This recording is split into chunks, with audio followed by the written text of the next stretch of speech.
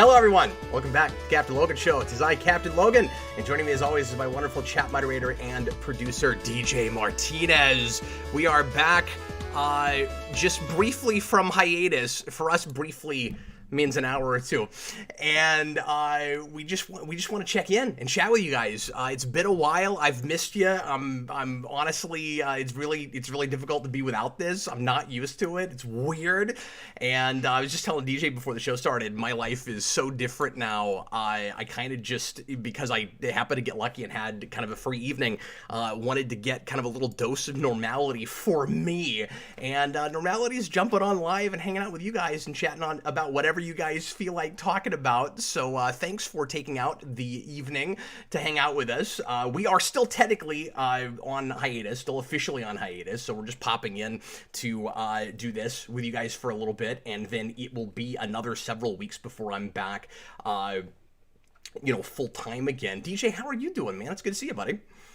I'm doing great. Missing this, but trying to occupy my idle hands with other geeky things. It sounds a weird way to say that. Are you occupying your idle hands with welding? Oh yeah, lots of welding going on. Public welding now. I've gone public with it. DJ has a new channel. It's called The Welder. He's posting, so far, one video a week, right? Yeah, I'm posting every Wednesday because I like alliteration. And Welding Wednesdays. yeah. Welders Wednesdays. It works. That's awesome, and his topics are really exciting. He's doing a lot of different varied things. DJ, I have not had a chance to sit down and watch a whole video in its entirety, just so you know, but I've been keeping up with what you're posting, and I'm excited to finally listen to those as podcasts when I get a chance. He did the first one that he did was with Connor. I guess the first two are both with Connor, right? You've got one on yes. Your top 10 box sets, and then you've got one on spending too much money on movies. Yeah, and that's going to turn into a third video because that one went really long, so we split that one into two. So next week will be the second part of that one. And then I just filmed one last night with Austin that went way too long. I was going to ask you, are you going to split that one into two too? Because I know how long that went. I don't know. We didn't plan it. With Connor, we planned it. So I recorded the intro and outro, but we just talked, and I lost track of time. I looked at the clock, and it was 1:30 in the morning. We had talked for 2.5 hours, so I don't know. That might just be a super video, or it might split it up into two. We'll see. I can't talk to Austin without that happening. It doesn't matter if we're on camera or not. Yeah. I mean, he lives in Canada, so we're always on camera, but we might not be broadcasting or recording. True. Somehow our last Simpsons video was 4 hours long. I don't know how that happened either, but we did have a third person, so that kind of helped make it longer. Oh, yeah. That's true. But anyway, tonight, as always, we're going to chat with you guys about whatever you feel like talking about, geeky-wise, superhero stuff especially, but whatever you guys want to chat about, we will do our best to make it interesting. I have seen a couple of the recent new movies that have come out, so if those come up, I'll do a real quick kind of non-spoiler how we felt about by myself here for a couple minutes. They won't be the length of a normal how we felt about, because we don't have all night, and I don't know what things will end up coming up. I suspect a couple of things, but there's some other things that could come up that I actually have looked at recently.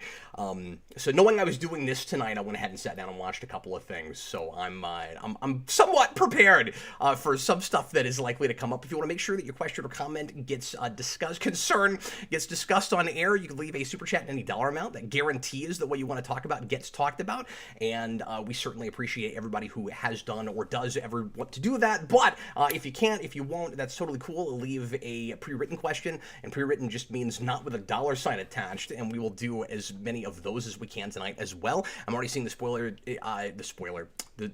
chats. I'm already seeing the super chats coming in as we speak, so we should probably start jumping. No spoiler chats, people. No spoiler. No spoiler chats. We're not. Yeah, you can't make me spoil anything. I'm just not gonna do it. I do want to mention that it is at the moment, because I know this is going to come up and people are going to ask me about it, completely up in the air as to exactly when I'm coming back. For those of you that haven't been following what's going on with me, my wife and I just had twin girls, and that's been going really well, but it's occupying, as you might imagine, a lot of my time, the majority of my time. And they're letting us sleep some during the night, DJ. We're not getting unbroken sleep, but sometimes 5 or 6 hour stretches, which is a lot better than I thought we'd get. So that's awesome. So that's what I got last night, based after talking to Austin forever. Oh yeah, Austin also does. Austin is honestly in a lot of ways kind of like taking care of a newborn. but anyway, so you just take that for how you will. But anyway, so I'm really just kind of playing things by ear. I have every intention of coming back full time again, but I don't know if that's a few weeks. I don't know if that's a few months. I'm hoping to get to a place at least by fall where I can come on and do a live show once a week. And for a while, that might be all we're doing. And then we'll try to start adding things again after that. DJ and I have some plans in the works for what a streamlined, more focused version of the channel is going to look like when I come back full time. So expect kind of the next iteration of Geevolution once again. Usually whenever I go on a long hiatus, I end up coming back and the channel looks different.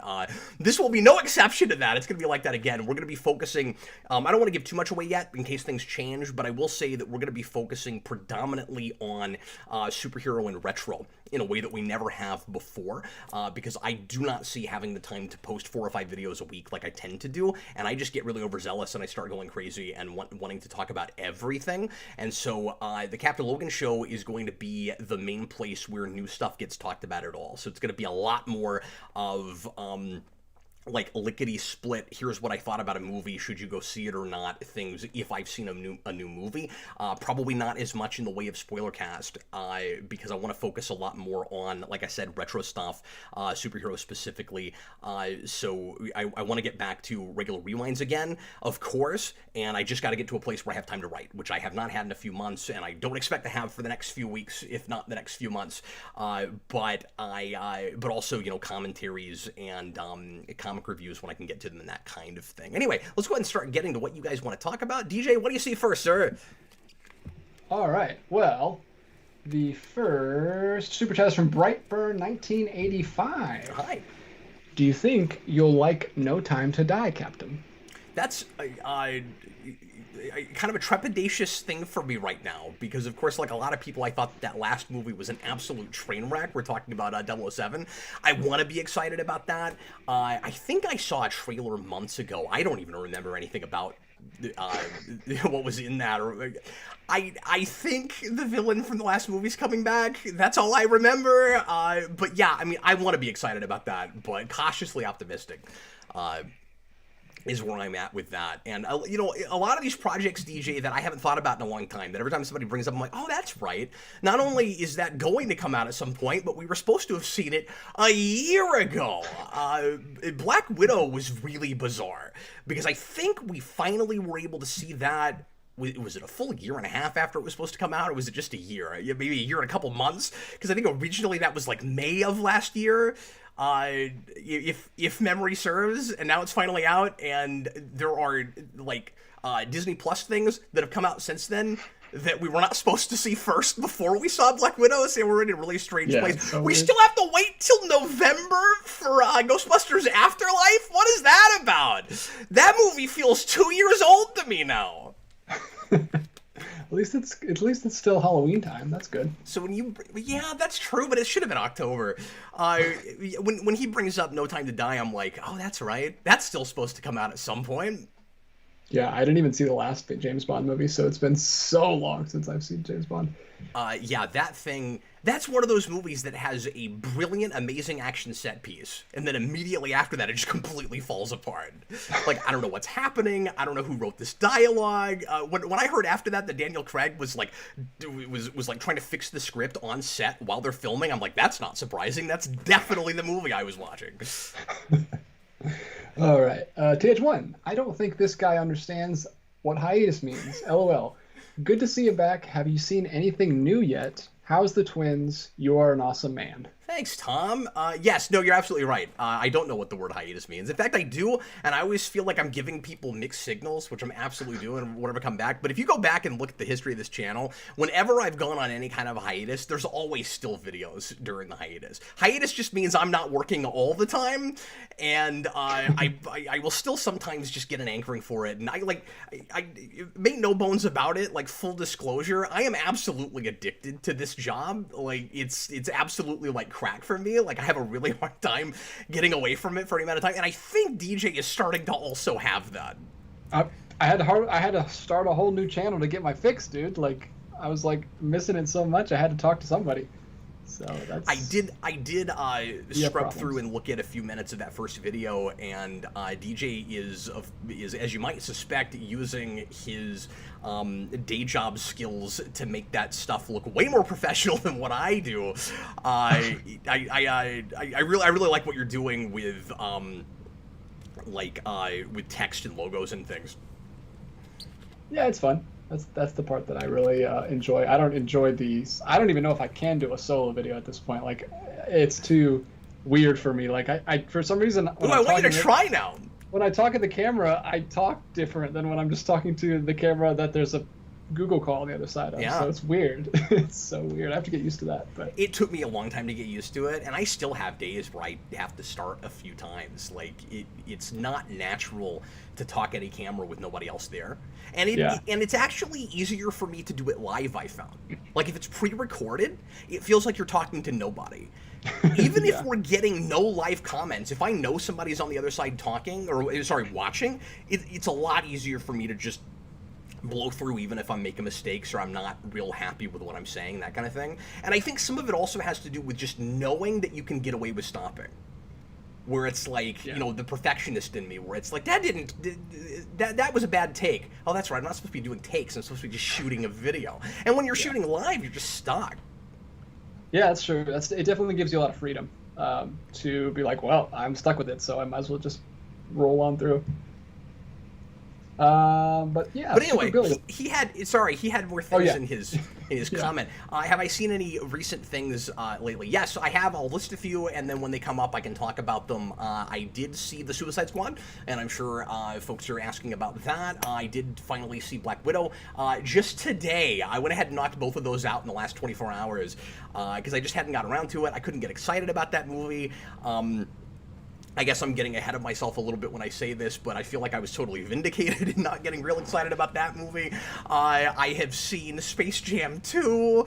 I have seen the last season of the Transformers War for Cybertron trilogy.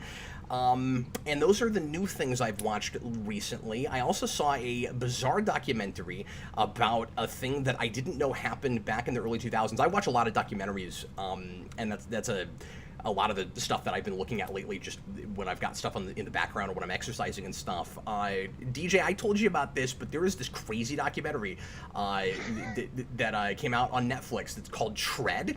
And it's about what I am considering the real-life welder. Everybody should go look at this. It is a supervillain origin story of a real person that lived. And all I'll tell you is, so this is a thing that happened in 2004.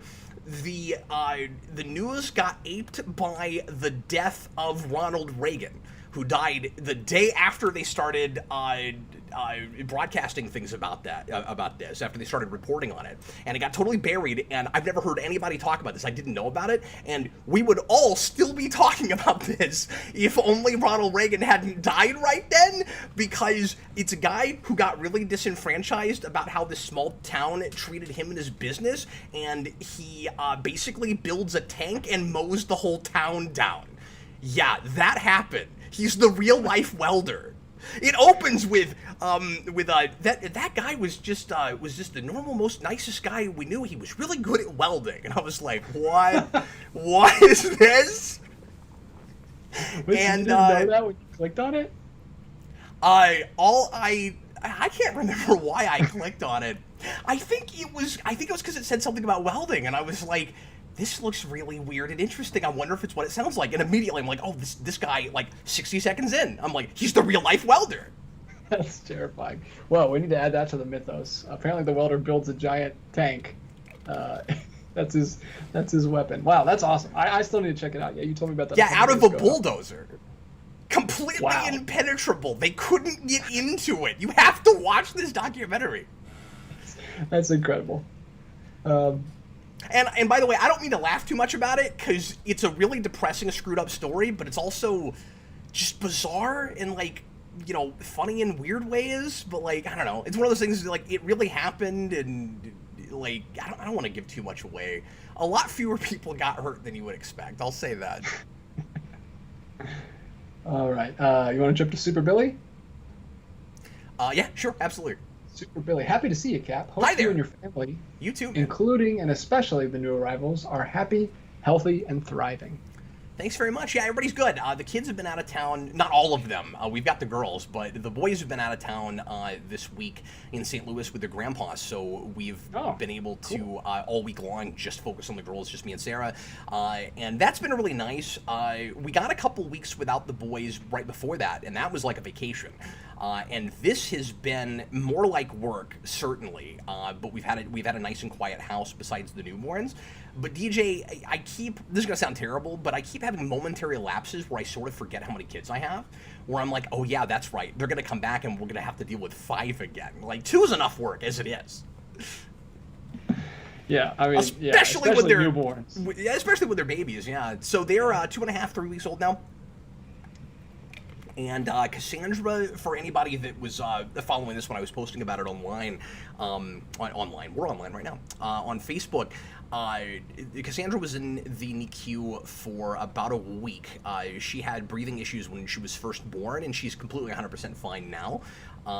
So she and Selena are both really super healthy, and no concerns there at all. DJ, they're completely different in every way.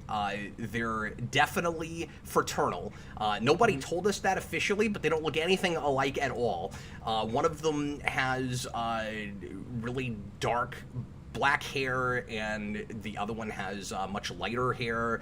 I can't tell if it's blonde or not. I don't think so, but she doesn't have very much. What's weird is Selena was born with a full head of hair, and Cassandra was born with almost no hair. And Cassandra looks older. It's really weird. She's always got this like really serious expression on her face. She's got this whole like, and partly this is because of her very pronounced eyebrows, and partly because she's bald right now. But she has this whole Zordon Professor X thing going on, and Selena looks as little as she is, but she's super tiny.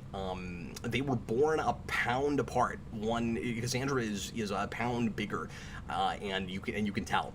But anyway, they're doing really well, and it's been work, but it's also been kind of fun so far. This is not a period that I miss as much as some other periods of childhood, certainly. But there is a little bit of nostalgia that comes back from all of the kids before, and this is very likely going to be, it may not be, I mean, we haven't decided for sure, but this is very likely to be our last time having kids. So I do have that thing in the back of my mind where everything I'm doing, I'm like, this could be the last time I ever have to do this again. Yeah. That's awesome, man. CM Productions also says, congrats on the twins, and thanks for one evening of normality. Thanks, man, So yeah. apparently his world has just been in turmoil since we left. Normality versus normalcy. I hate the word normalcy because it didn't used to be a word, and then I can't remember who, but some president put it in a speech once, and then it just became the like the main way people say that. It used to be normality. And I talked about this in a video. I can't remember what it was that I saw. I think it was an episode of Gotham. I can't remember. But or was it a recent movie? I can't remember. I've watched so many things lately. But DJ, there was something I was watching that used, or maybe it was, I think it was an episode of the old Birds of Prey show, actually, now that we're talking about it. Wow. There was an episode that used the word normality and the word normalcy in the same episode. Well, I've always been considered an abnormalcy, so it sounds so weird. CM Productions, yeah. Oh, hi, Jason's there in the comments. Can I read Jason's comment real quick? Jason is Video Game Secrets. Quick plug for his channel. He has had now, I think, 10 consecutive weeks of videos, and they're wonderful. He's doing these minute to minute and a half long videos, just like what it sounds like, about secrets in video games. Bunch of stuff I never knew. I've been seeing comments from people that I know are big video game fanatics that are finding out things they never knew and are kind of impressed. There's an 11-year-old giving them that information. They're really well written. They're really well edited. He's doing the whole thing on his tablet. You can't tell. You'd think he's using my equipment. He's not. The stuff he's able to do with a tablet is kind of impressive, but I guess that's just me as an old person DJ going, just being used to using a tower for everything. But anyway, Jason wants to know what I don't like about Mario Sunshine. I mean, Jason, don't you have all the same issues with Mario Sunshine that I do? Most of it is just the camera. There are a couple of like bosses and things that are harder to beat than they should be in that game, just because it doesn't have the best camera. It doesn't follow you the way it ought to, which is weird because it was almost perfect in 64, at least as much as it's going to be with one stick. But also I just found the gimmick of having to go around like getting rid of stuff with water kind of tedious. I didn't love that aspect of it, but...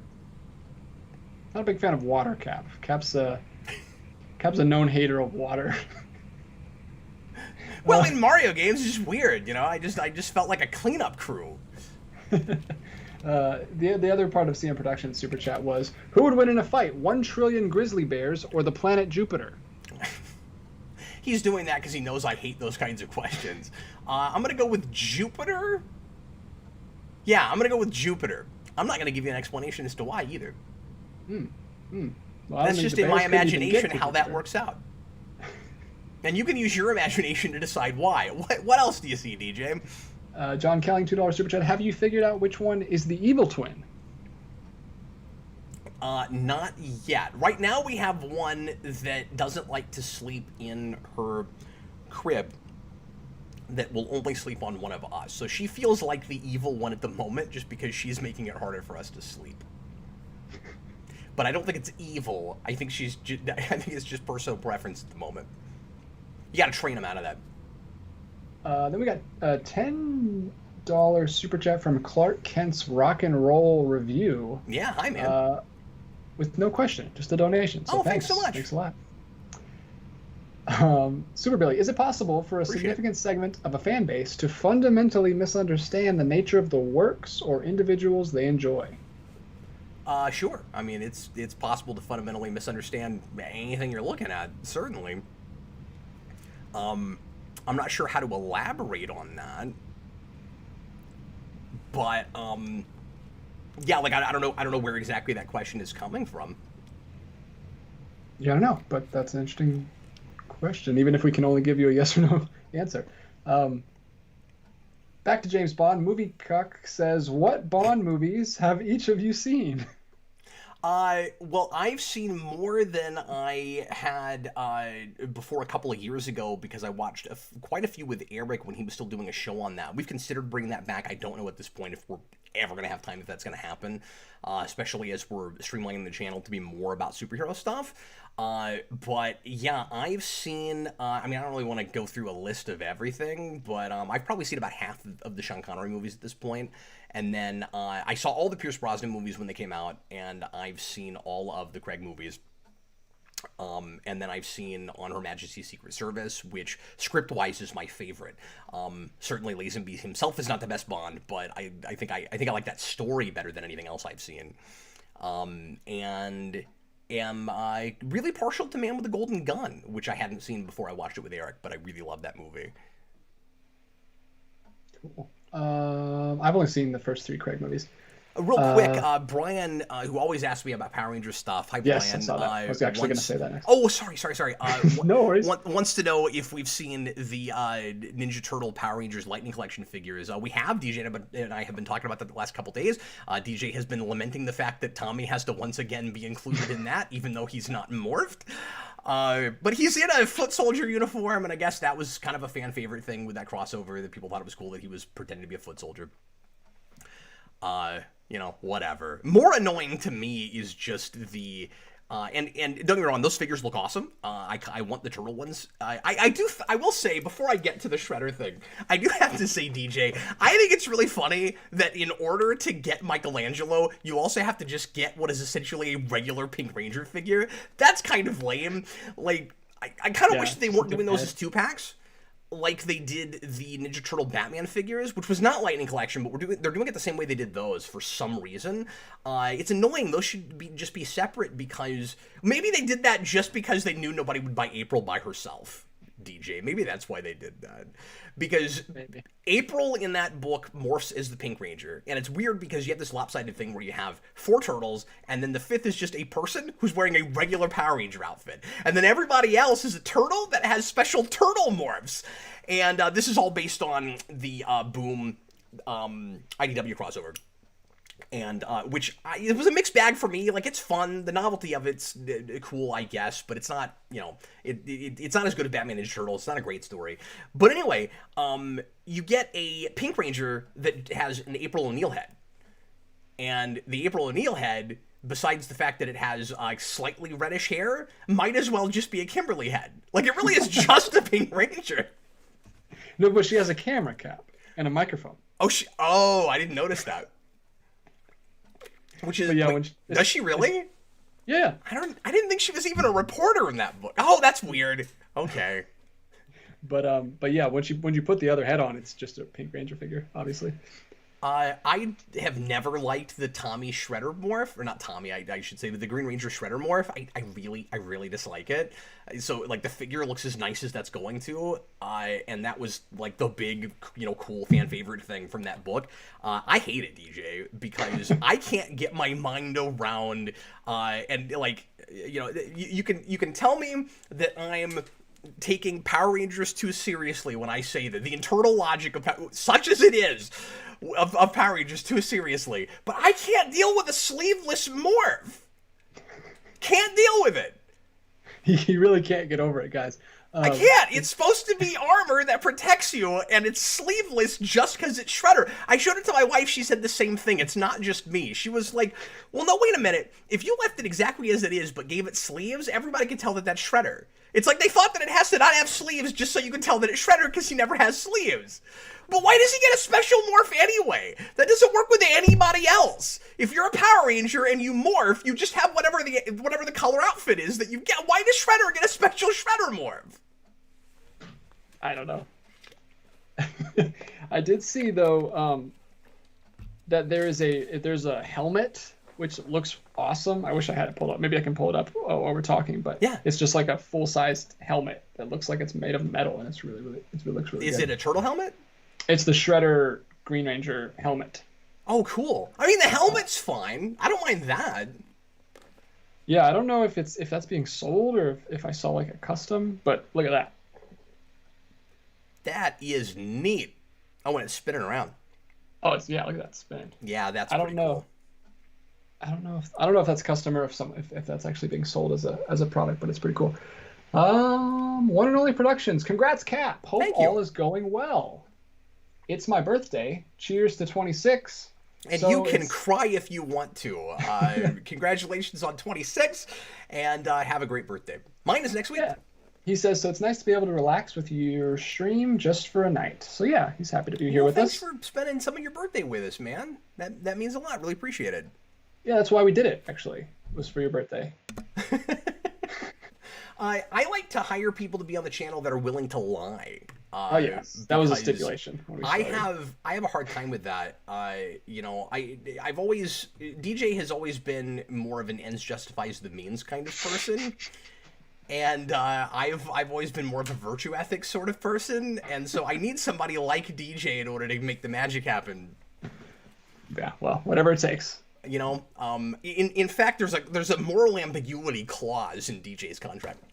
Exactly. Next up from Valchuum. Hey Cap, have you seen Loki? If so, do you also think it has world building so bad it potentially ruins the entire MCU? If not, I envy you. I have heard that, and I don't know what people are talking about yet because I haven't finished it. It's been so long since I looked at Loki, I can't remember if I've watched episode 5 or not. I'm one, if not 2 behind. I cannot remember. So I will finish that at some point, and then next time I'm able to get on a stream, we can talk about it a little bit. Again, not going to do a full-blown spoiler cast at this point, because I just don't have time for those now. But yeah, I have liked what I've seen of it. It tickles my quirky sensibilities quite a bit. In some ways, it feels like a show that's very much made for me, and I'm getting people that don't appreciate the interdimensional stuff and some of the more Douglas Adams-y type humor, but that's really where I live, so I've really enjoyed it, and I saw it as kind of a... I breathed kind of a sigh of relief with that, because I couldn't get excited about Loki getting his own show, because it's not a character I really care that much about in the MCU, but the premise I dug, and he kills it. I think he carries that show wonderfully. He's got plenty of presence. I've got issues here and there with a little bit of the writing with his character, but for the most part I like it, and I think female Loki is great, and I think immediately those two have plenty of chemistry. It's, of what I've seen, the best looking of the Disney Plus shows. I haven't had any issue with any of the effects or the action or anything, and there's, I think it's episode 4, there's some really great spectacle with like kind of a city falling apart, a lot of buildings dropping and stuff that looks really good, and they have a lot of fun with, you mentioned world building. I know you're talking about probably interdimensional MCU stuff, but I really like the cosmic, kind of alien world building and stuff in that show. And all of the makeup work and stuff. It's really pretty. I like it. I like it as a sci-fi thing. Yeah, the comments have lit up with Kellen, back and forth. That's interesting. Kellen says, surprised you like Loki because it has a lot of Ragnarok sensibilities.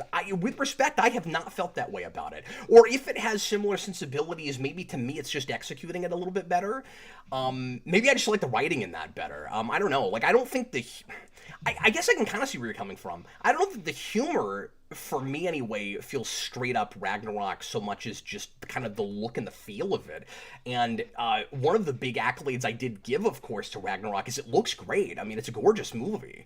And I like a lot of the set building and stuff in that show. So, I mean, in that movie. So, I mean, if that's what you're talking about, yeah, absolutely. But I feel like it takes itself the right kind of seriously, if that makes any sense, in a way Ragnarok didn't. I just couldn't take that movie seriously. Brian says, I thought it looked the cheapest. Interesting. Yeah, I didn't have that. Yeah, the audience is the audience is back and forth in the comments about is everybody whether they like or dislike. No, some people like it, some people don't. It's all in place. Sure, I've only absolutely seen the first episode, and I didn't get excited enough to keep going, but maybe someday I'll get to it. My ex-wife is a cow. Good to see you back. Hi, welcome sir. back. What are your thoughts on Black Widow? And condolences to you and your wife, and your ex-wife. Maybe he likes her. Maybe he likes her more now. I don't know. I'm not gonna, yeah, sure. He's just making a statement. He's asking about Black Widow. Yep.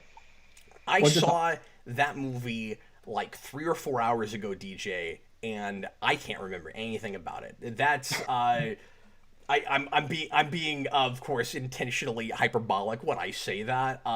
It is as obligatory as I was kind of afraid it would be. It's not terrible. I didn't hate it, but I don't feel like it added anything to my appreciation of that character or that world, or just or that it added anything to my life at all, having watched it. It was wholly skippable, I felt. It seemed like I was afraid when they announced that it was going to watch like a movie that they would have made right after Civil War, and we'd be like, why in the world didn't you go ahead and do that?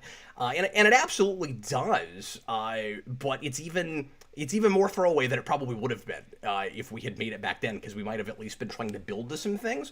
And I've heard some folks say, like Austin, that they appreciate that it's not really about the MCU on the whole, and that it's kind of just its own, off the beaten path thing.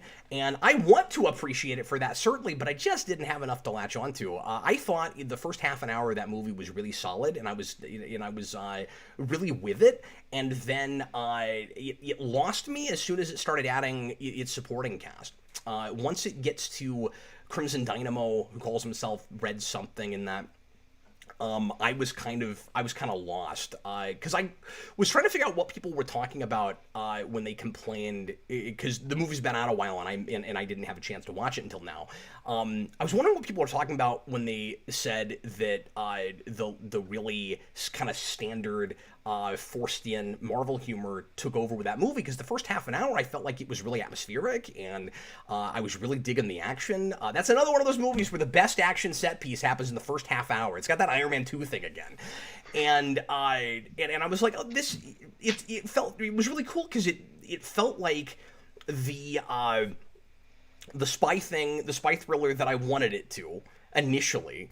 And it had a really nice foreboding atmosphere. It felt kind of like Winter Soldier again, but the feel was a little bit different. It felt even a little bit darker than that initially. And then suddenly, the family shows up, and we're joking about things that not only aren't funny, but are kind of inappropriate to joke about. DJ, have you seen this movie? What movie? Black Widow? Black Widow? I have not. I don't want to give too much away, of course. I'll do, non-spoiler stuff. I'm gonna flip my sign red on this one, by the way. But there's a bit where we do a comedy sequence, or a conversation. It's a conversation that's playing for jokes about the fact that the Red Room takes away women's reproductive organs, and that really turned me off. Like, we made almost a joke out of it, and I did not understand why that scene was written like that, and it really bothered me, and it was super cringe-inducing, and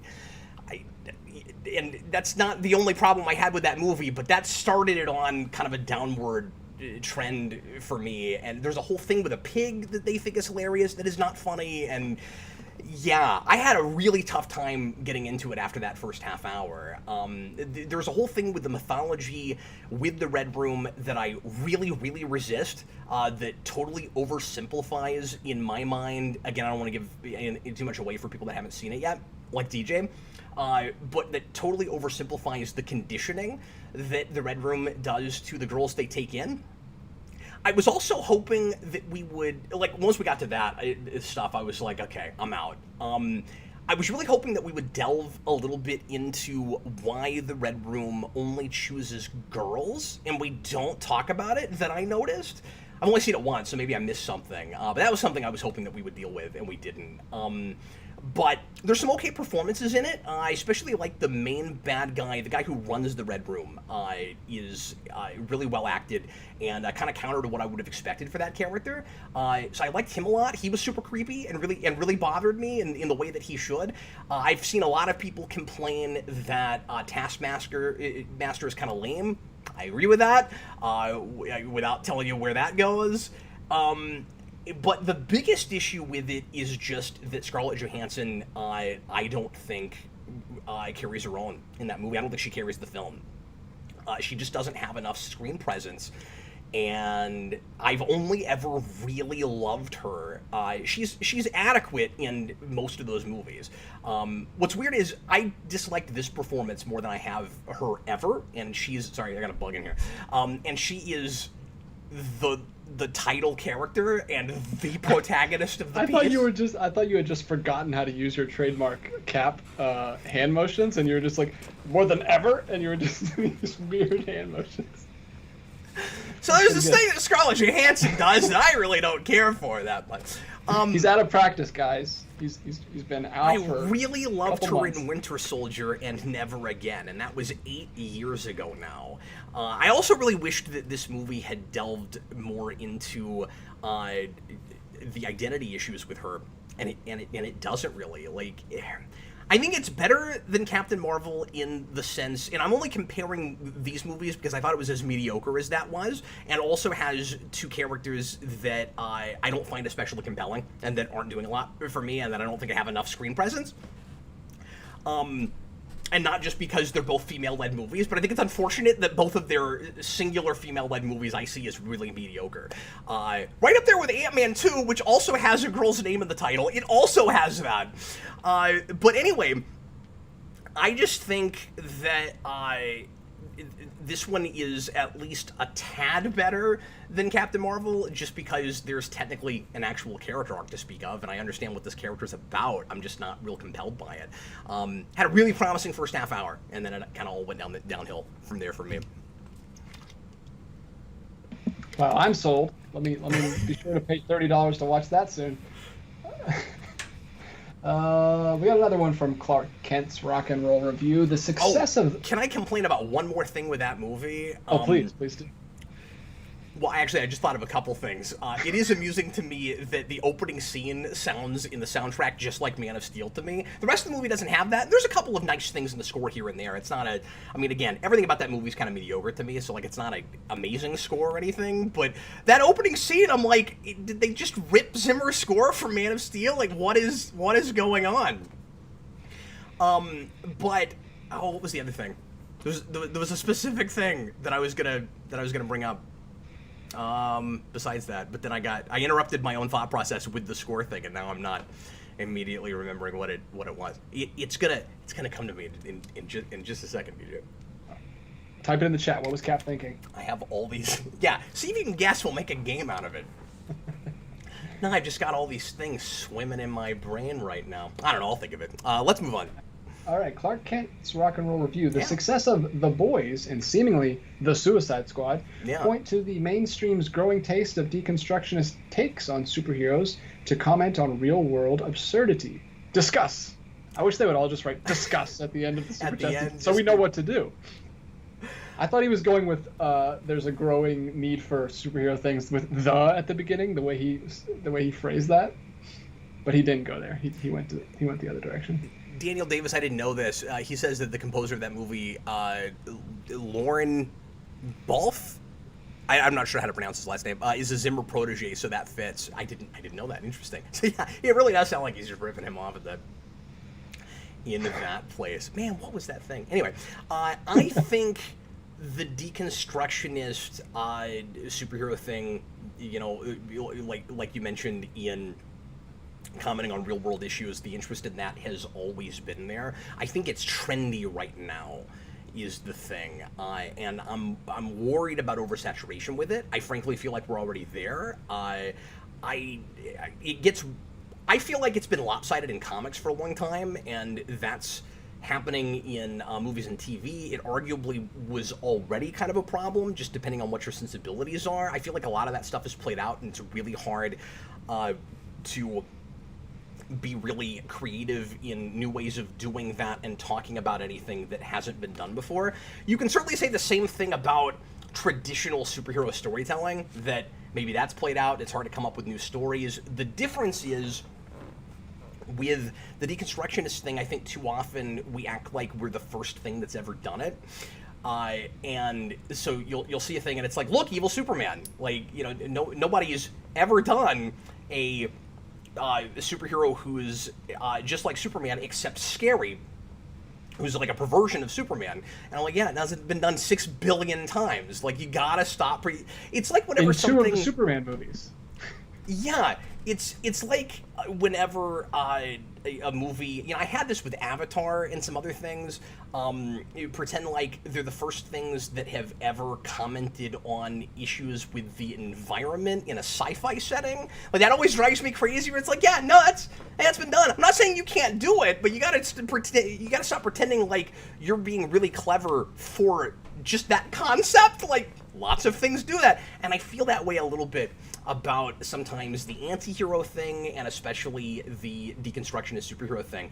I think it's a good thing that it's gotten popular now, at least in the sense that studios are allowing people to make movies based on comics and superheroes and things for adults, and they can potentially do anything they want to with them. We can do the rated R Batman movie now. It's really nice that we're at that place. But I just want variety. I'm a broken record. That's always my answer to this, is I don't want to lose the thing that we're deconstructing, or the deconstruction becomes the norm, and then it just becomes kind of a dog chasing its tail, where you get to a point where you've forgotten what the original cliche was in the first place. I think even the Deadpool movies have this problem, and I like those more than some other people do, but will kind of make fun of a trope that we don't even really hardly use anymore, that nobody even remembers. So we just, there's a lot of this in action movies too. You get a lot of movies now where we kind of try to ape the damsel in distress thing, and it's like, damsel in distress now is so taboo that a lot of things won't even go there. So when we try to turn that on its head, it's like, now it's just what we do now. I don't know, like, I'm not impressed by it. Like, so that's what worries me about the deconstruction thing. Yeah, because we've been talking about it being oversaturated for years.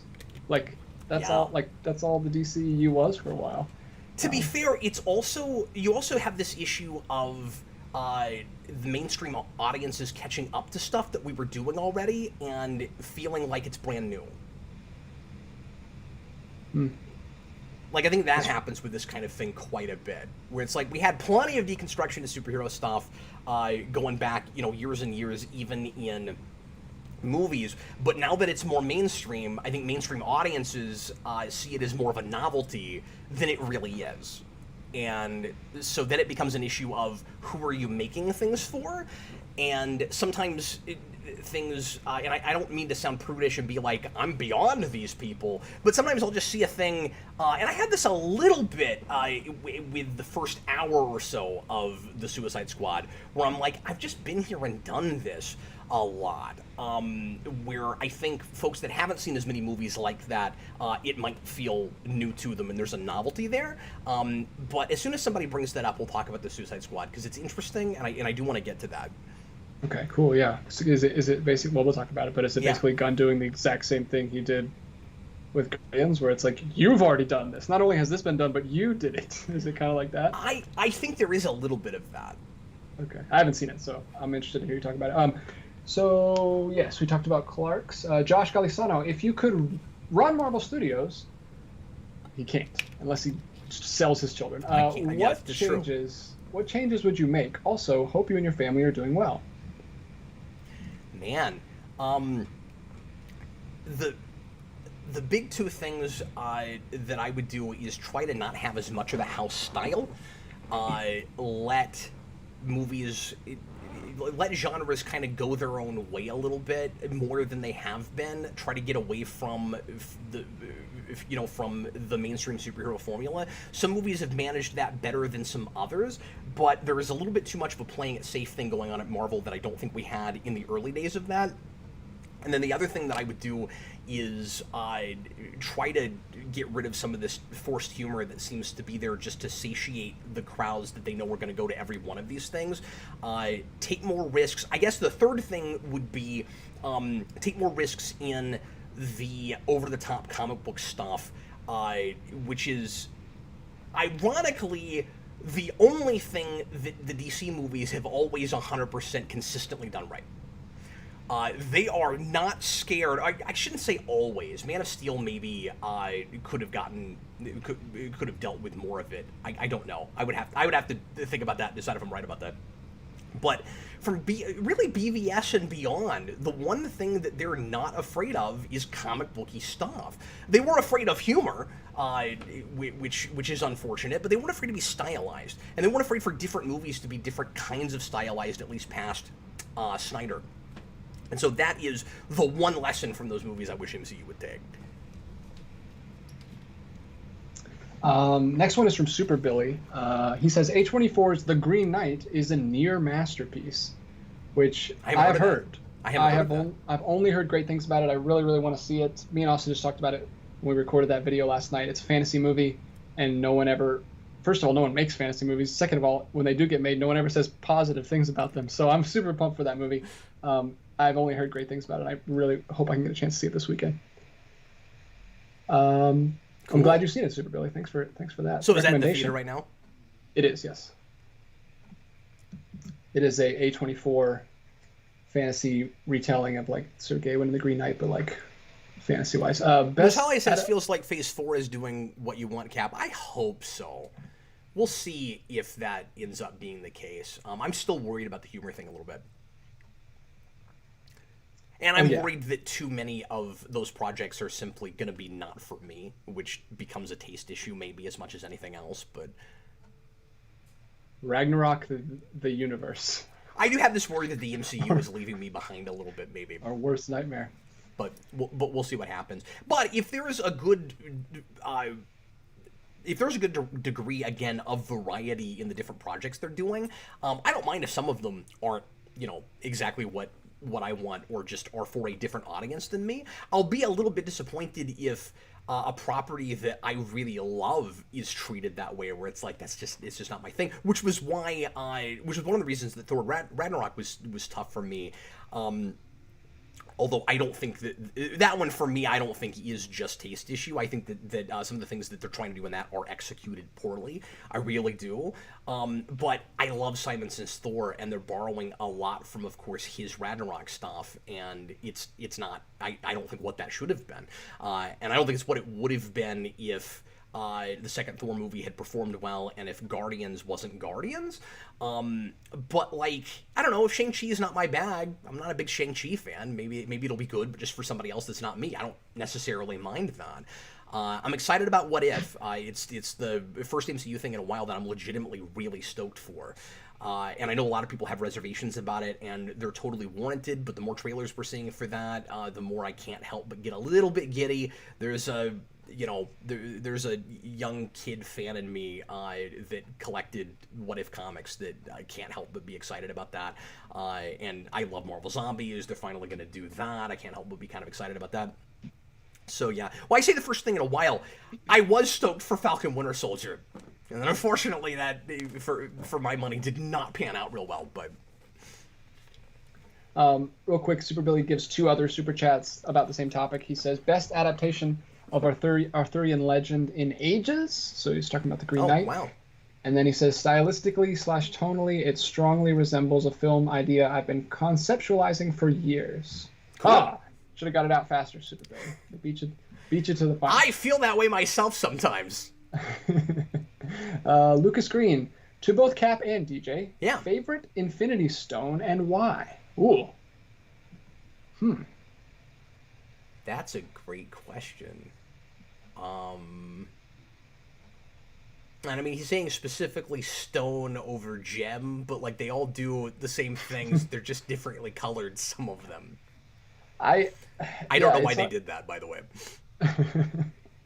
Like concept. Should we just go like on concept of what they do or how they're used in the movie? Because the Reality Stone conceptually is incredible. Happen? It's awesome, but they never use it. All he does is like turn people into Jack-in-the-Boxes and make bubbles come out of guns, so he doesn't actually do anything with it. And he makes the background... Is it the same stone when he makes the backgrounds of the green screen change? Here's a planet that wasn't ravaged. Now it is ravaged. Am I showing you a real thing that is actually happening behind me, or is it a PowerPoint slideshow? You be the judge. I like to be able to produce PowerPoint slideshows out of thin air. Well, that would probably be really useful for your career. Yeah, Reality Stone. I mean, Mind Stone's cool. It controls people. So I could have minions. I don't know. Yeah, it's probably the reality of the Mind Stone for me, I guess. I would have to go back and reread Infinity Gauntlet to tell you which of those is the coolest used in the book as far as the gems go. Because there it might be time or it might be reality. Because he does do some really super creepy, screwed up stuff. In changing things in other things and making people's body parts disappear, and a lot of horror stuff that he does with that. Cool question there. Super Billy back again. Should I be worried that my artistic sensibilities correspond with a contemporary I admire? How do I convey its genuine personally manifested nature? So I'm assuming that because I don't totally get what that last bit's about, but I assume that you're worried about aping something that has influenced you that from an author that you like a lot. So there's that fine line between being inspired by something that you think is great and just accidentally making that again. And Like the I composer think, of Black Widow. Exactly. I think we've all done this. All of us creative people. When I was a kid, I remember. I can't remember what exactly I was working on, but I remember trying to write a short story or a novella or something, and realizing that the thing I was writing was just this other thing I was reading, and I didn't even know it while I was writing it. It was just what was in my head at the time, and the reason I was writing. I was like, I'm really inspired by this book I'm reading, so I'm going to write my own. It's going to be different. It wasn't different, and I didn't even understand that as I was doing it. It's really easy for that to happen. The best advice I can give you is just experience and practice. And I don't, and those sound like the same thing, but what I mean is life experience and practice. So just keep doing the work, whatever it is we're talking about, whether you're talking about writing or drawing or painting or whatever it is. You will carve out your own style. I think I think you have to write what you know. Draw from your own personal, when we're talking about writing specifically, but this probably also translates to art to some degree. You draw from your own personal life experiences. Don't be afraid to be influenced as much by stuff that has happened to you, and that you know about, as you are the work you admire. And then get that stuff out of your system. I always say that. I think it's important to let bad or derivative stuff actually get on the page, even if you're never going to use it. It's going to feel while you're doing it like it's useless. And like it's not productive. But it is, because once you see that and you can get away from it a little bit and come back and go, yeah, that's really derivative, it's going to help you to figure out what not to do. And so let the bad happen and let the derivative happen. And just don't try to publish when you realize it's derivative. Yeah, that's exactly what they tell you in art school too. You have to like study the masters and reproduce their stuff over and over until you can't just boom have your own style. Like you have to copy a lot of people's styles until you settle on your own style. Yeah. Eventually, it takes time. Dale Davis says, I mean, only so many ideas out there. Yeah, again, fine line between here's a thing that a million authors have all written about, or a concept even that we've all kind of done something with, versus I'm ripping off somebody, which is part of the reason that copyright law is impossible, because it's hard to tell when you stole somebody else's intellectual property and when you're just, for lack of a better way of putting it, adding to the scholarship, right? So you just want to make the old new again and fresh again. And if you write a thing that somebody reads and they get really into it and they're compelled by it, even though in the back of their mind they know they've read something like it before, you've really done your job.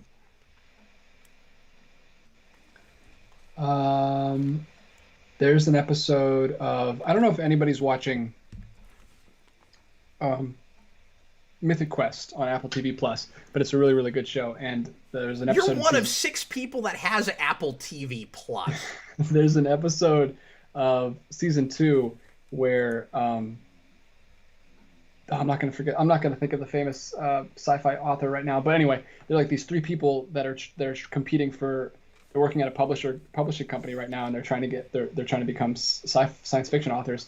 And that famous science fiction author that I can't think of at the moment comes into the office, and one of the guys gives him his script or gives him his book, and then he actually reads it over for him and like corrects everything, but he actually like just rewrites everything, and he publishes it that way. It's a great episode, and he wins an award for it, but then it's directly it's not even his work.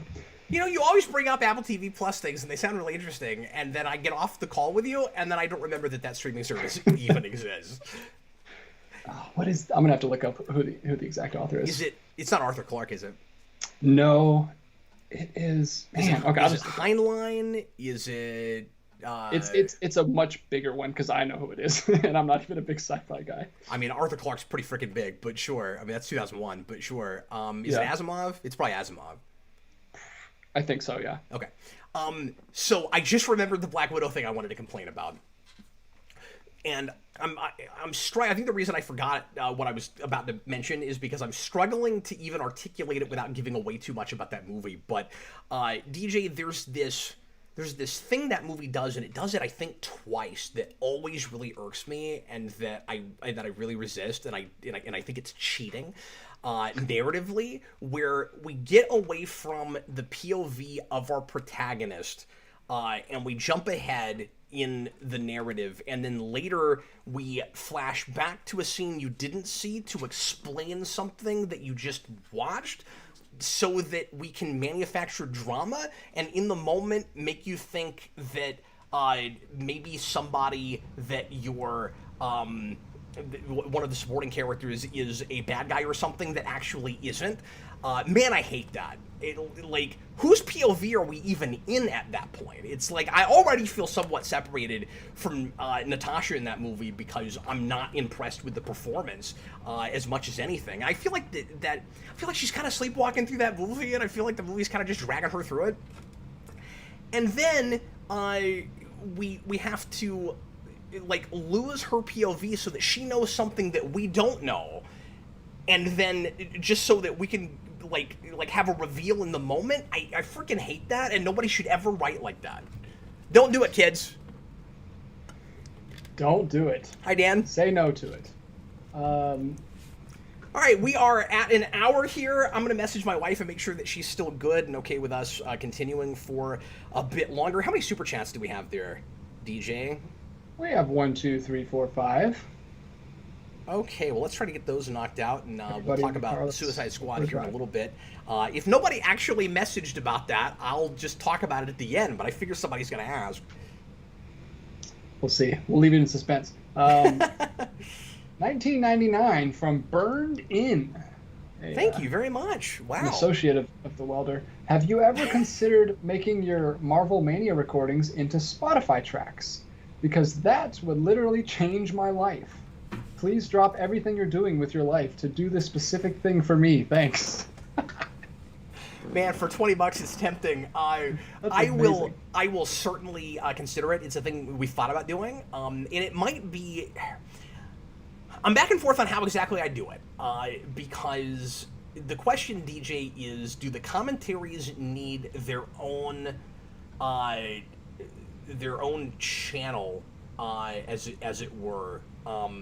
Not channel, but like podcast feed, or do we use the Superhero Rewind podcast feed also for commentaries, and we just use that as a way to keep putting out some kind of content until I can finally get back to rewinds? Like I can kind of see doing it both ways.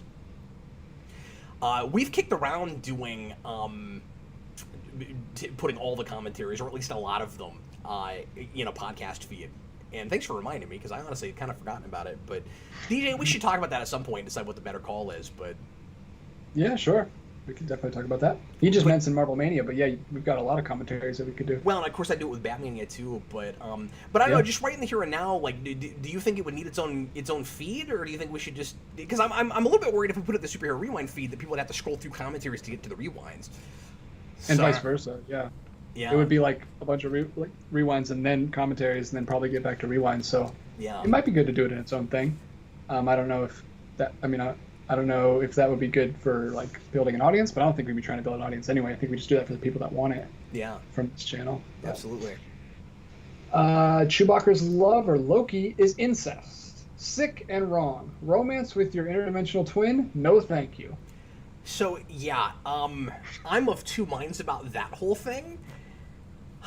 I'm glad you brought that up, and I'll tell you why. Because I have seen numerous things. The first thing that comes to mind is Intendant Kira in the Mirror Universe episodes of Deep Space Nine. We do exactly the same thing with that, where she is obsessed with the regular universe version of Kira in a really creepy sexual way, and clearly wants to basically have sex with herself. And I think it kind of works on a thematic level because it's kind of the ultimate version of narcissism, right? Is like a person that's so obsessed with themselves that if they found an alternate universe counterpart, it's the only person they could fall in love with. but before Loki did it, I also had this thought, and have surprisingly blown a few people's minds with this when I've mentioned it before. A lot of people don't think about that. It never occurred to them that it would be incest if you were with yourself from another universe, because essentially it's just a genetic twin. Basically, it'd be the exact same. I mean, this is gross and weird to talk about, but it's exactly the same thing as if a brother and a sister, or just two people related, did that. And so, it's hard. It's hard for me after I finally thought of that to get past that whole thing. And yet, in a narrative sense, I get why we do it. Yeah, I think you just got to handle it right. I think that concept's really cool, but I'm sure like the goofy, like laugh track Marvel show is not handling it as well as it could with that kind of concept.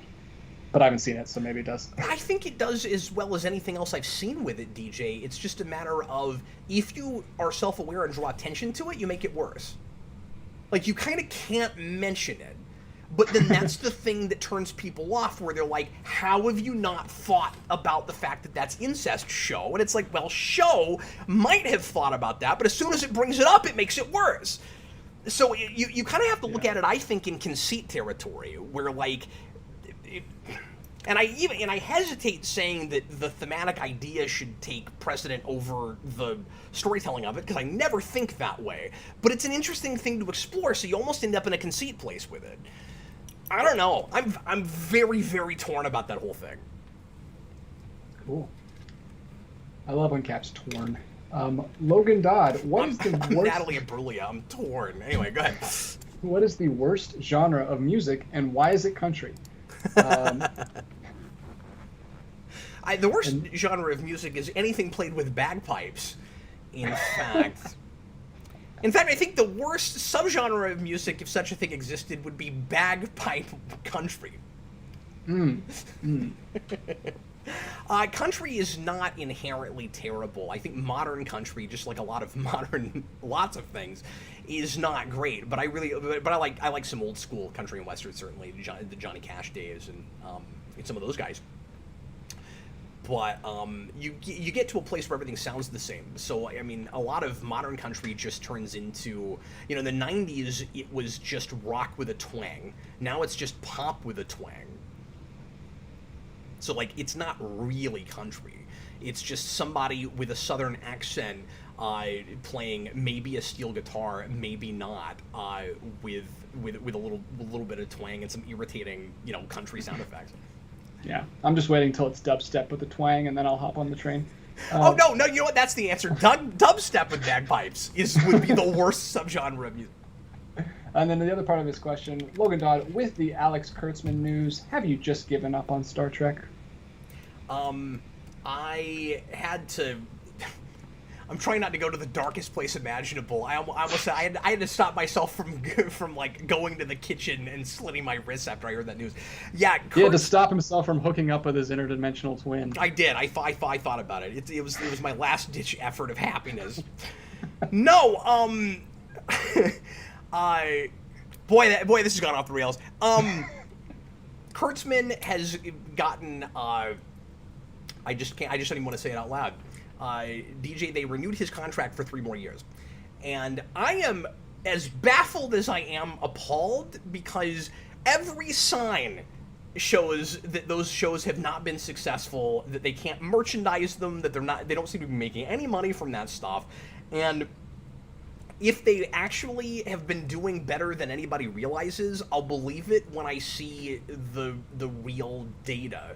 And I don't get why Paramount, now used to be CBS All Access, why Paramount doesn't give us the real numbers if it's doing that well, that it makes sense to keep letting Kurtzman greenlight shows, keep making seasons of Discovery, keep making a cartoon show that clearly seems nobody is watching, and that with Lower Decks, and that the foreign markets wouldn't even take. I don't know what's going on, and it makes me sad, of course, because we got 3 more years of terrible nothing, not Star Trek, and I don't. It means we could never, or it could be a really long time before we get anything that, in my mind, actually looks like Star Trek, or looks like it's for any particular audience even. I don't know what they're making. I don't know who they think is watching these shows. DJ, I finally, the other day, I don't know what possessed me. I was exercising, and I reviewed that first episode of Lower Decks months ago when it first came out, maybe a year ago now, and I was like, I hated it, but I'll go ahead and try and watch one more episode. How can I make this exercising more excruciating? I'll watch Lower Decks. I got 10 minutes in and I had to turn it off. I couldn't do it. And I really tried. I legitimately tried. I was like, I'm gonna force myself. It was like trying to suck down, like vegetables I don't like or something. It was like lima beans or something, and I couldn't do it. I got 10 minutes in, and it was just that bad. I don't even know how to talk about it. I just couldn't deal with it. I kept seeing trailers for that. Horribly unfunny humor and characters not remotely acting like they belong in Starfleet, and it's just the thing not understanding at all what Star Trek is like at all, and it's so cynical, and it's all the really obvious everybody knows this kinds of jokes, and apparently even in that show everybody is aware of and fine with Section 31. That was the thing that made me turn it off. As soon as I heard Section 31, also in that show, I was like, F it, I can't do it. That's it. I can't do it. Yeah, I kept getting ads for that on Hulu, and the advertising is even more baffling because it's like action scene, one joke, action scene, done. Like, why are you advertising that on action scenes when it's a goofy, like, Family Guy looking animation style? Like, I have an answer, Rick and Morty, but yeah, I have an answer for you, and that is their formula for how they sell all those shows, except for like Picard or Discovery.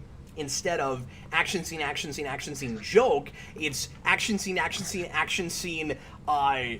platitude. Action scene, platitude. Oh man, I was like so baffled. I'm like, it's supposed to be a comedy show and they're not selling it on comedy. That's not a good sign. I don't know what they're doing. Anyway, John Ty, $5. Which character, let's get on a happy note hopefully, which characters in superhero comics deserve a redemption arc? Yes, we deserve a redemption arc. For him, it's Hank Pym. Hank Pym. Yeah, that's one of those questions. I like that. I struggled to immediately come up with a great answer because I feel like everything in comics has been done at this point. So anybody I could think of, be like, well, yeah, I'm sure they've had that, right? Like, even if we reversed it later, like Hank Pym has had redemption stories. Age of Ultron, to some degree, if memory serves, was kind of trying to be that, although I haven't read that in a long time, so I could be totally off base when I say that. But I guess immediately I find myself thinking more about like anti-heroes and villains and stuff. My go-to answer to this is always Riddler, because we started that at one point and never did enough with it, where we made him a private detective, and I love that. So I'd like to see that kind of thing for, I don't know, certain villains. But does any brilliant response come to your mind, DJ? I'm struggling for anything new and interesting. Yeah, I mean, you're way more versed in comics than I am, so I don't know. Yeah, I'll give it a little thought. I can't think of another really great answer. But like I said, it seems like everybody ends up with redemptive arcs at some point. I mean, yeah. Except for maybe characters like Carnage or something. But there we go. Let's redeem Carnage somehow. If you could do that, you're an amazing writer. I mean, we did it with one of the best ones, of course, is Agent Venom with Flash Thompson. Mm-hmm. Mm-hmm. I have read that. Luke Screen. Cap, yeah. If you were a supervillain, would you get yourself caught monologuing when you have your hero? I mean, that's yes. Yeah, I'll just say yes. When you have your hero captured like Syndrome does, do you think? I mean, we do that, and we don't even have the superhero captured, and we're always... I think the smartest thing for me to do if I were a supervillain is wear a mask that is so muffled you can't hear anything I'm saying. I think that would probably be really smart. And then something that I just absolutely had to say to the hero, if I really had to say anything, it would just be like Wile E. Coyote signs that I had pre-made already for banter. It just wouldn't make any sense even. I would just be responding to things that don't remotely follow what the guy said. You got me ranting about Birds of Prey again. How dare you, Mr. Incredible? Yeah, that's how I'd get beaten. Is they just like so. So what are your thoughts about Alex Kurtzman and Star Trek? And then this all escape while you're just my nefarious plan is ruined. Yeah. Some things that I would make absolutely certain that I wouldn't do that villains always do. I would not put the good guy and his sidekick or any or any friends that he's with in the same cell together if I kidnap them. Like, just quit doing that. If I was doing a death trap, I wouldn't walk away while it was happening and not watch it happen. And I've been saying this a lot lately. This is a trope that people don't talk about a lot. Hey, henchman dude, I want you. This happened in that Transformers show recently. Henchman dude, I want you to take the hero somewhere away from here and shoot them in the head. Here's an idea. Why don't we shoot him here? Right now! That's great. That's really funny. Chewbacca's lover. $10. Thank you. The thing about MCU humor is that it always takes me out, even when it makes me laugh. And it feels like humor that should be in a parody and not the actual film. Like an SNL or Robot Chicken sketch. Yeah, and he goes on in the next two. I'll just read these. It feels like jokes sorry. Where I'm like, that's funny, but it doesn't count. But it doesn't count, and it didn't actually happen in the film's universe. I can't accept some of these jokes as canon. And he goes along a third one. Chewbacca's lover. Humor coming from the place of, wouldn't it be funny if this happened, rather than what would actually happen, and what characters would actually say, and actors doing sketch comedy. Yeah, that's great. I mean, I don't have a lot to add. You've basically written a pretty good, concise essay on this topic, and I just agree with all of that. Yeah, the self-referential thing can get in the way and be a problem, but the biggest issue, and I guess this is connected to that, is just not writing character-driven. You're absolutely right. It's least common denominator humor, and very often when I say that, I'm talking about like potty humor and that kind of thing, but also just a really obvious, forced-in, easy joke.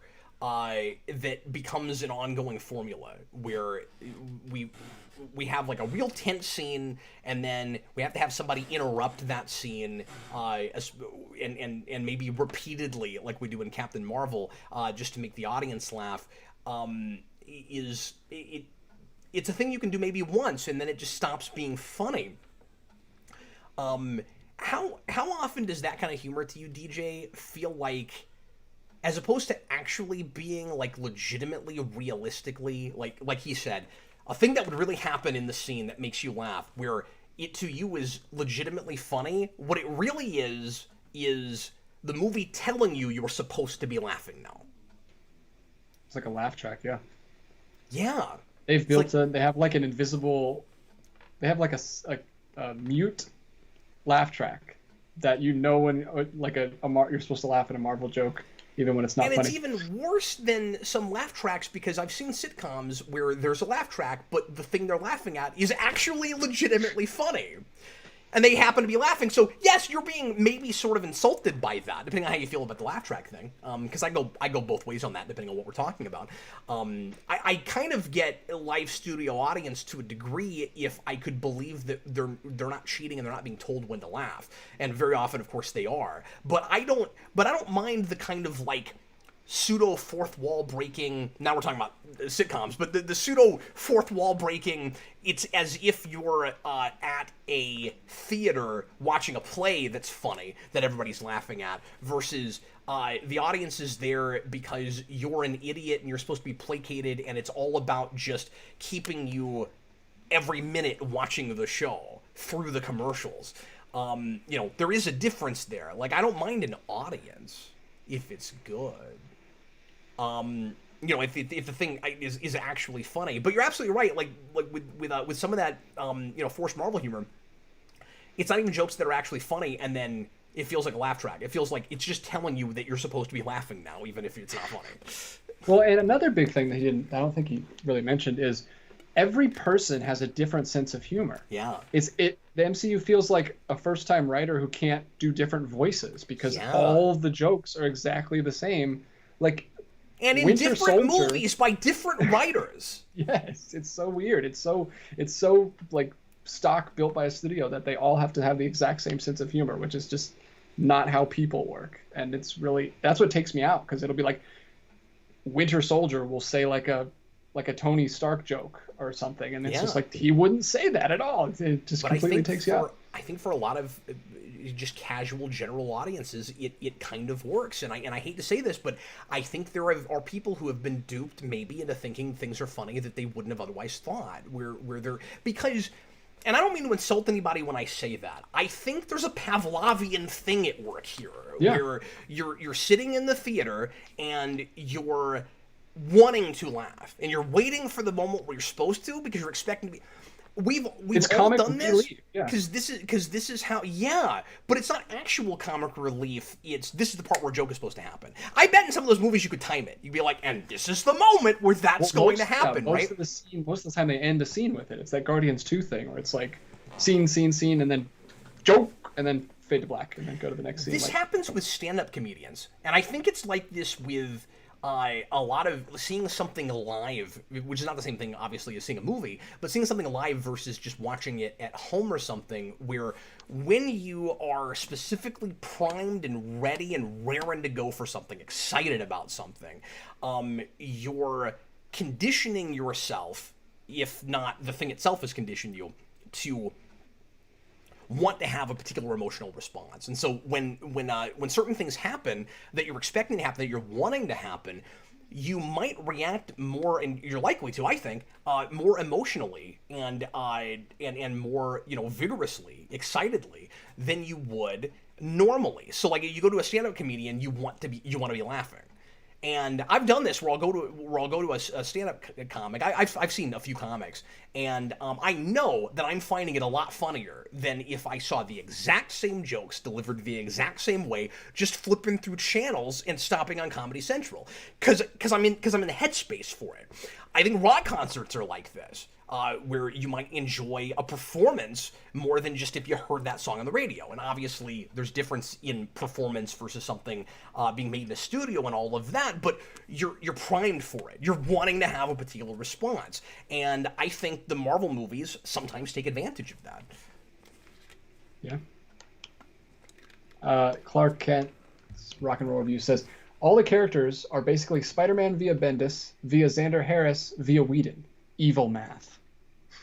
Interesting. And then there's that question that somebody asked us a few shows back, that whole thing of, what if Whedon had stayed, or what if Whedon had never been around? I can't remember what exactly the question is, but it was related to this, where if Whedon hadn't made Avengers and we didn't have that kind of, his brand of humor there in the first place, how much would some of that kind of stuff have taken over? And it's hard to say, because arguably a little bit of it was there in the first place, but I could see the argument that it wouldn't have gotten to the place that it did. Yeah. And that is all the super chats. We've made it through. Awesome. Well, right. I guess we can talk about the Suicide Squad a little bit. I was expecting somebody to bring that up, but I'm sure in pre-written they did, and then maybe we can try to answer a little bit of pre-written stuff too, because I hate to shaft people with that. Yeah, I got Code Gas Anime Fan said, "What did you think of Suicide Squad?" So, well, there you go. There it is. Yeah.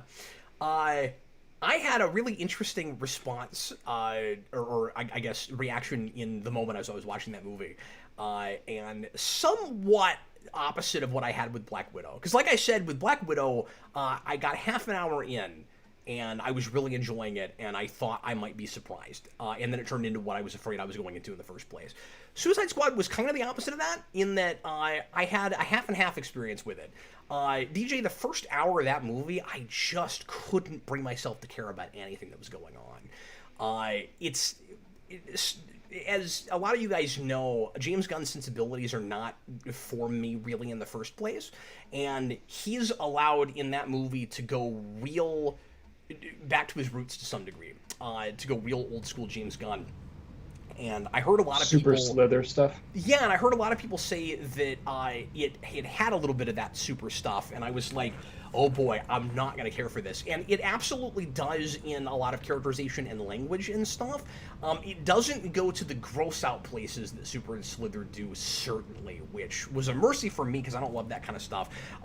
There's, of course, gore and blood and stuff, and that stuff gets really over the top, and again, is not for me, and some of it was just too gratuitous for my taste, and not in a prudish way where I'm like, oh, that's wrong, you shouldn't put that on screen, but more in just, I got bored with some of the fights where I was like, I'm not invested in this character, I don't really care about more Harley Quinn, this version of that character, and there's a scene where to some rock song, I've got to watch her, hacking people to pieces for 5 minutes, and I was like, I mean, I've seen that. Again, it's one of those things where it's like, I've been there, I've seen this, I've done that. I don't know who is finding this novel and like an exciting spectacle anymore. There's kind of a fun POV thing. I don't know why we don't do more of it through the movie if we're gonna do that with her in that particular sequence where there's a bunch of, I guess, just in her mind, like 2D animated things happening in the background as she's killing people, and that visually was kind of fun in like a music video kind of way. But by and large, that first hour, I was like, I don't know why I'm supposed to care about anything that's going on. I'm like, it's more coherent while I'm looking at it, certainly than the first Suicide Squad movie. And there is maybe already even a little bit more heart and depth to it, I guess. But I just didn't care. I didn't want to finish it. I actually got too tired last night. I only watched that first hour. I got up this morning and I finished it. And immediately, at the beginning of that second hour, I'm suddenly more intrigued. And now the plot stuff starts happening. And there's because that first hour, there's a lot of character setup and stuff. And again, it's not clunky like it was in the first movie, of course. I don't think that movie really has pacing issues. I think it's just, it's not for me, and I just couldn't be bothered to care, I guess, with, again, a lot of the vulgarity and stuff. And then there's a big reveal about midway through, and of course I won't tell you what that is, of something that's really going on that we weren't aware of. And I perk up a little bit. And then I think everybody knows what the big villain of that movie was.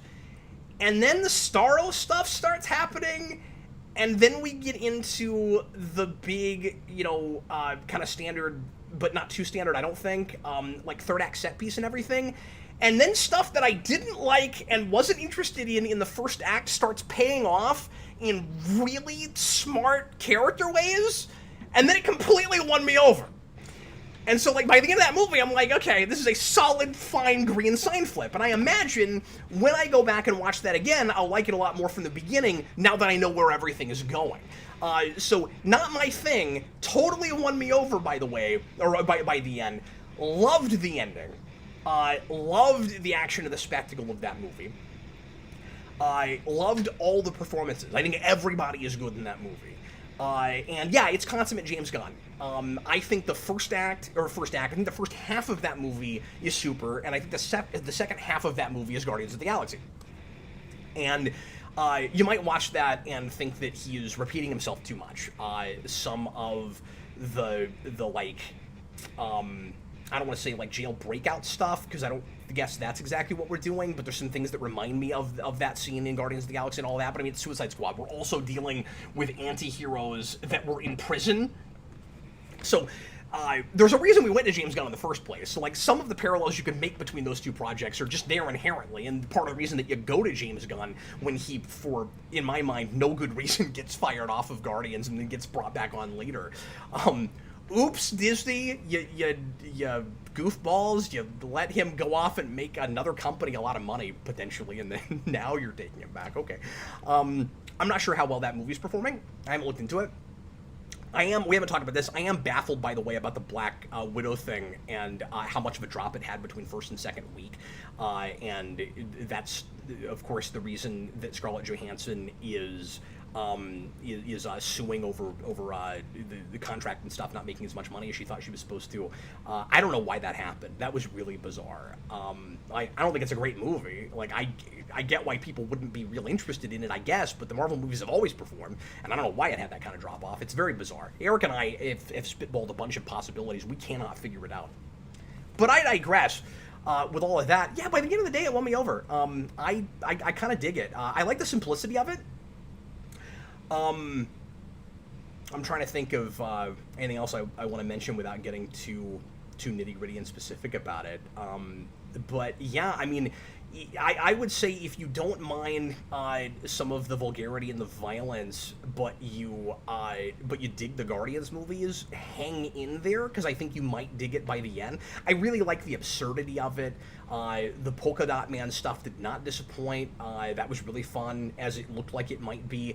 One thing I enjoyed about it was never knowing when somebody was maybe going to die, which the first movie just couldn't have. You knew everybody was going to make it out, and obviously I won't give anything away. People went into this movie assuming everybody would die, and there's a lot of places where I'm like, this could go either way. Like, this person might make it or might not, and I feel like everybody is potentially expendable. I never thought Harley Quinn would be expendable, of course, because it's Harley Quinn. I think she's one of the sort of weak links of that movie, I'll say that. I feel like she's intentionally underutilized, which is good and bad. It's kind of a mixed bag, because she doesn't take over the movie like she kind of did with the first film, but then the little bit of like hints of pathos that I got with her in that first movie I didn't have here. It's like we took the same Harley Quinn that we had in Birds of Prey, but we didn't make the whole movie about her. So she's a little insufferable, but she's not there enough to be really insufferable. So that's good, but I feel like the movie could have done fine without her. I didn't think she added much. She didn't really have to be there at all. Idris Elba is great, but I feel like a Bloodsport is kind of just Deadshot again, with kind of a twist on the daughter thing. But I mean, you know, he's still in prison and still does things because he has a daughter. It's the Deadshot thing. But yeah, I was really kind of surprised, because I got halfway through that and I talked to my wife and I was like, I'm only finishing this because somebody's going to ask me about it on the show tomorrow. And then I was really glad that I did. I had a lot of fun with that third act, especially. Cool. So there we go. That's my review, folks. We got some super chats in while you were talking about that. Cool. Athletic Geek 89, $5. Hey Cap, Hi. Met you at Metropolis Superman celebration a few years ago. Went last years weekend. ago. Hi there. He says went last weekend and it was still a fun time. Wow. Even without you there, it was fun. I haven't been in so many years. I don't know what it's like now. I don't know if it's as big as it used to be. I don't know what kind of guests they're getting. Like, I just haven't had time. How long has it been? It's been 6 or 7 years, I think, since I've been. And I used to go every year. Yeah, he says, hope you can come back to Metropolis someday. I would like to, absolutely. A couple of Geekvolution viewers I met when I was there, so you're one of a couple, 3 people in my mind. So I'm sure I would recognize you if I saw you. You're not the guy that made the Batman fan film, are you? Let me know in the comments. Let me know, Athletic Geek 89. I'll relay it to the captain. Maniac Madness 11. Congratulations on the twins, Cap. I was wondering, did you talk about the ScarJo Disney earlier? No, I just briefly mentioned it a couple seconds ago, but I'm sorry, what was the rest of the comment? He just says, if you did, I'll just go back and watch this after the stream. But no, we did not. I really didn't. I don't have much else to weigh in with that, because I haven't looked real deeply at it. DJ, all I know is that the way her contract read, a lot of apparently her salary for the movie was supposed to be based on the performance of the film in the theater, and she felt like when it didn't perform the way they expected, she had to sue them, because if it hadn't been put on Disney Plus, then she would be making the kind of money she expected to make. And I can kind of see both sides to it, unless there's a part to this I don't understand, because I've not read, that's all I know. I've not looked real deep into this. On the one hand, if it's specifically stated in her contract that it's based on box office, then she may have a case because she's losing box office, right? On the other hand, I would think that you wouldn't wait to put in that lawsuit until you saw how it performed, because you had a case even before that. Yeah, and like when she came out, she said, her lawyer said that she was like threatening them, or like trying to go to them like the whole time, and then they just kept, basically just ignored her, and then she finally had to come out. From what I've read, cool. Yeah, from what I've learned, they it's in the contract. It says that the film would get a wide release in theaters. So Disney's argument is, we did do a wide release in theaters, we just also did the premium thing, and her argument is that it should only have been released in theaters. Yeah, which seems a little loopholey because on their part, because nobody, and I can see both sides to this, because nobody, of course, could have predicted the COVID thing. And so, like, what do you do? Just sit on it forever? Like, we're still not in a complete wide release place with theaters. I think things are starting to finally begin to maybe do some of that.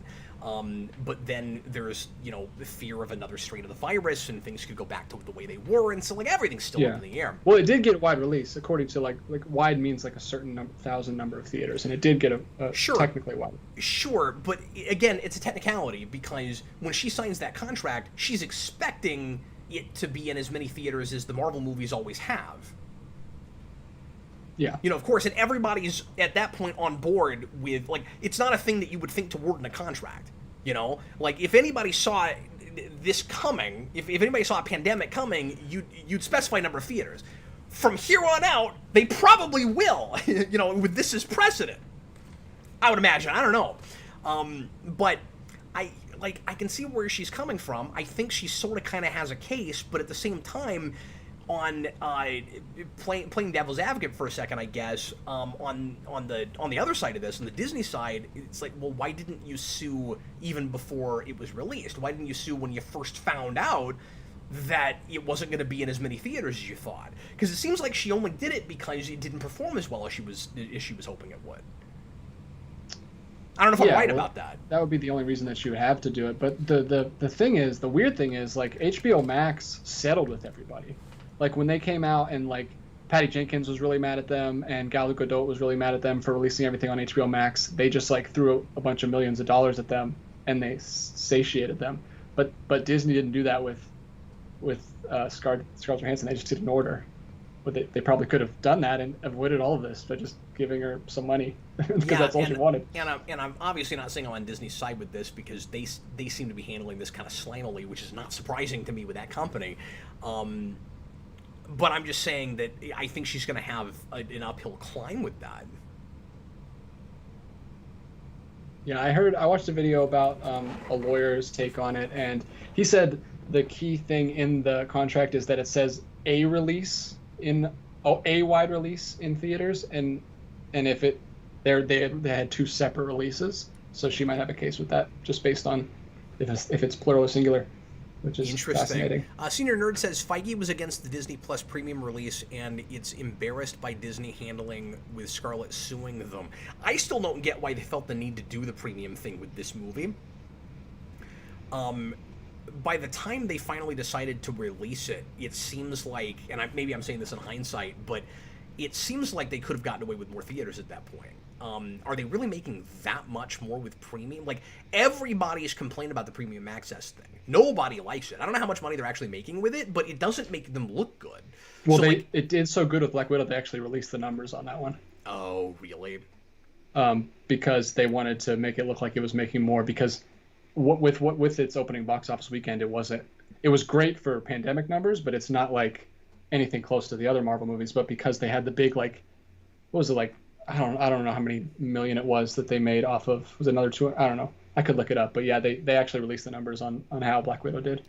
I think she also might have, like, another thing that might add to her side of this with her case is, if she's not getting a cut of the premium access, but then if that contract that's the thing, is, like, it's sticky because if the contract says a wide release, and we're talking about specifically theaters, then it wouldn't have to give her that. But if you're right and it's wonky that it would release somewhere else at the same time, then maybe maybe she does have a shot at winning that. I don't know. Yeah, it made an extra $60 million on Disney Plus, so they got to keep 100% of all that instead of having to share that with the theaters. Which is obviously why they did it. I don't get why people pay premium on Disney Plus. You're paying $30 to watch a movie that will come out with no extra cost like a month or two later. It's 3 months, but I think it's a full 3 months, but I'm with you. If I wasn't doing a show tonight, I would have waited until I think it drops like September. I guess next month. Yeah, I would have waited, but I figured folks would want to talk about it. Full disclosure, I did not pay the full 30. I split it with somebody. I'm not gonna do that. But no, it is too much. It's ridiculous. And we've talked about this before, but I hate their argument for it. The whole, well, how much money do you pay if you take your whole family to the theater? I'm like, it's not the same experience. Stop it. Like, they're really writing these technicalities. It just makes them look detached and like they don't... It makes them look anti-consumer. And that's because they are anti-consumer. But I digress. Hendrik van der Merwe. The Suicide Squad was surprisingly good. Yeah, it was all right. Yeah. I enjoyed it. It seemed like a thing that he really wanted to make, and that's infectious, you know? I mean, more power to him. Like, he clearly had a really fun time making that. There are some really neat camera placements and things. Here's a thing I legitimately have never seen before. There's a bit where I think it's Peacemaker's helmet. No, maybe it's Bloodsport's. Somebody's got a helmet, right? That's chrome, that you can see things in the helmet. And the helmet comes off for some reason and is sitting on the ground. And there's a huge violent fight that happens around it. And DJ, like, half the fight is shot in the helmet. And so you're just seeing the reflection of the fight in the helmet, and it looks great. I've never seen that before. That was really cool. Cool.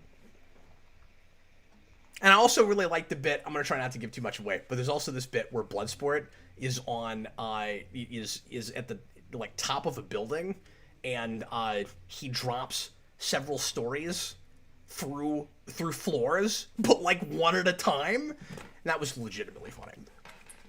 It's okay. You don't have to worry about giving stuff away. I don't think I'm ever going to watch that movie. I have no desire. Bob the Hun. It's totally fair. It's not your thing. It wasn't my thing either. But it didn't completely waste my time, and that's all I cared about.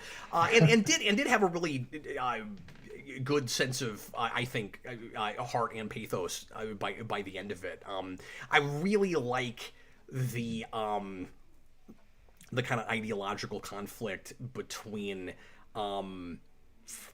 There's a lot of characters in that movie. It juggles everybody really well, by the way, I think. But between Peacemaker and Rick Flag.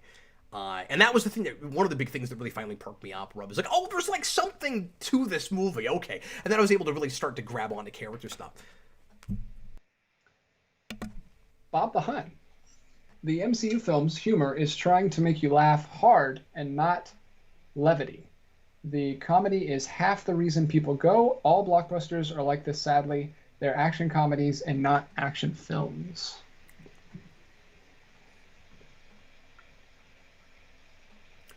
And I've heard a lot of people say that, like, where it sometimes feels like the comedy kind of comes first, and the story is just kind of serving that too much.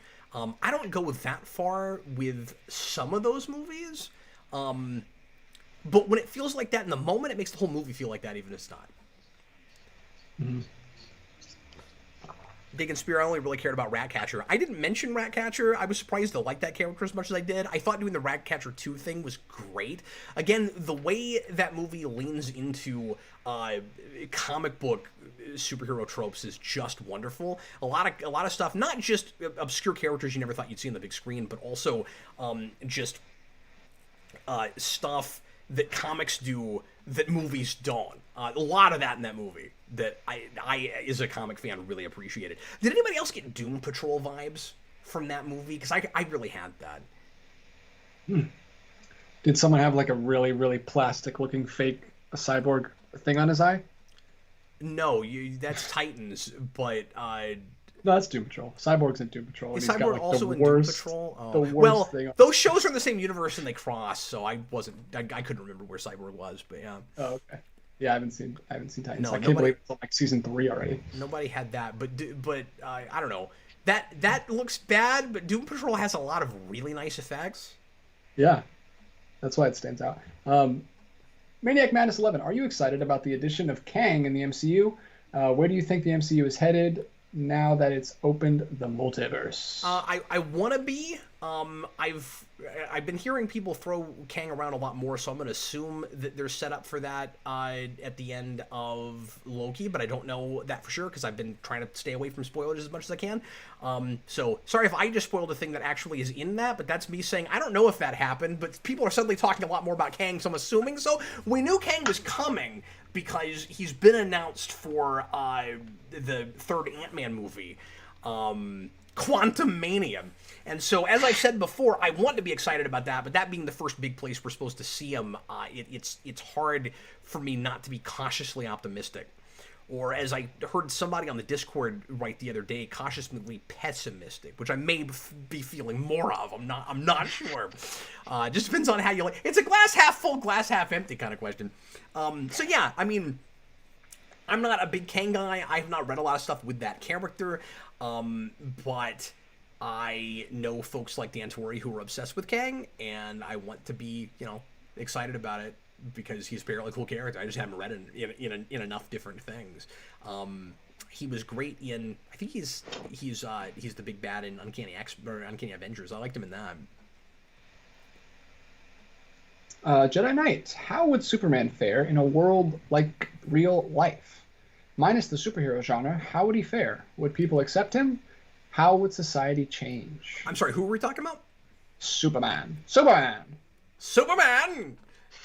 Yeah, I mean, and that's the $1 million question with that character. And of course, that's why we've written so many different stories about the society's reaction to Superman. I think that's a really tough thing to predict. I think I think it would be another divisive thing, like so many things are in this country, particularly these days. I guess a lot of the world feels really conflicted a lot these days, of course, politically and stuff. But I can see that being yet another thing that accidentally divides us. And as cynical as this could write, it could be interesting to see that take done with Superman, where you do another kind of origin story, but the first time Superman shows up, it's the middle of a lot of really like political turmoil and people feeling really weird about racial issues and identity politics and all of that kind of stuff. And then Superman shows up and he's trying to bring everybody together, and he's trying to set a good example where we don't have to have this us versus them mentality. And then he accidentally just fosters more of that because he's yet another thing for people to argue about. And you have people on one side who go, you have this extremist thing, right? Where people on one side, a lot of them go, hey, this guy is trying to protect us, so we should trust everything he does and not question him whatsoever at all. There's no way he'd ever turn against us. And then you have this other side that all says he must be an evil demigod. And because he has all these powers and he can take us over at some point, of course he's gonna do that. And you got Superman in the middle going, I'm just trying to save cats out of trees, you guys. I think that's sadly likely the way it would go down, and if I was gonna write a Superman origin right now, unfortunately, I think just character-driven, that's where it would have to go. Well, that is not where I thought I was gonna go with that when I started talking, but... It's a very sad show now. I think I'm right about like Powerpuff Girls or something. Oh God, no one bring up Powerpuff Girls again. I don't want to get into that again, because we can't just talk about old school Powerpuff Girls. We have to talk about that horrible CW script. At least we can laugh at that, not the horrible state of the country. Lewis Cox, I have Disney Plus, of course, but I do not pay for premium access at all. Good man. Yeah. but clearly a lot of people still are. I mean, I feel like Disney's just got people over a barrel. Or for some reason people feel like they do. I mean, I guess the instant gratification is still a big problem where people are like, well, I gotta see it now. I still think the spoiler thing is a big thing. I think a lot of people are like, I gotta see a thing right now where I'm gonna find out all about it by the time it... Because the guy earlier that was like, well, in a month or two you'll get it anyway. Even if it was just a month, and if it's not, but even if it was, 4 weeks is a long time to find out everything that's in a thing and have to try to stay completely off social media so nobody spoils anything for you. I mean, I think the internet is the biggest culprit these days for instant gratification. So on the one side you have, I mean, there's two big components to this. There's, I could easily find out everything because my friends or just whoever's on social media gonna spoil everything. And then the other thing is just, well, it's right there. And a lot of people just still have a hard time, you know, getting past that mentality where it's like, well, I mean, I've got the $30 and it's right there. I kind of wish we could just, and I don't want to be a hypocrite because I have at least split this before to watch these things so that I can talk about them. I'm maybe in a little bit of a different I'm maybe a little bit of a different case with that, but like, I don't know. I kind of wish all of us could just go, yeah, we're not paying that. Like, we'll just wait. Like, if everybody said I'm not gonna watch that for that price, then we could all just say the release date is September, but then, you know, it's in the theater, so some people are going to go to the theater, and then if you have to wait till September, you still have a chance at it being spoiled for you, so... Yeah, and it's not just being spoiled, because a lot of people don't care about spoilers. It's... In 3 months, no one's going to be talking about the movie. Like, if you want to be relevant at all, or if you want to be a part of the conversation, you got to watch it now, or else it's going to be gone in three... Like, no one's going to be talking about it in 3 months. Yeah, everything moves so fast. And then the last super chat I have is from Nicholas Robinson. As if I'm going to pull out just like some random special super chats from over here. Like, it's the last one I have with the FK. Well, these other people in this other video that I was broadcasting that I didn't tell you about, here's those super whip out chats. his mailbag that he's been receiving for the last 2 months. It's like, you guys wouldn't believe how much snail mail I get, and that I'm just pulling out physical letters. That's amazing. We got to add that to the show. Right after we had the actual phone calls. Yeah, we should. Sorry, I keep interrupting you. We open the show like I always do. We're like, okay, if you want to make absolutely certain that your question or comment gets answered, you can leave a super chat at $8 amount, or you can send snail mail, and I will read every physical, actual letter that we get on air. But you have to actually send it to me. I don't even have a PO box anymore.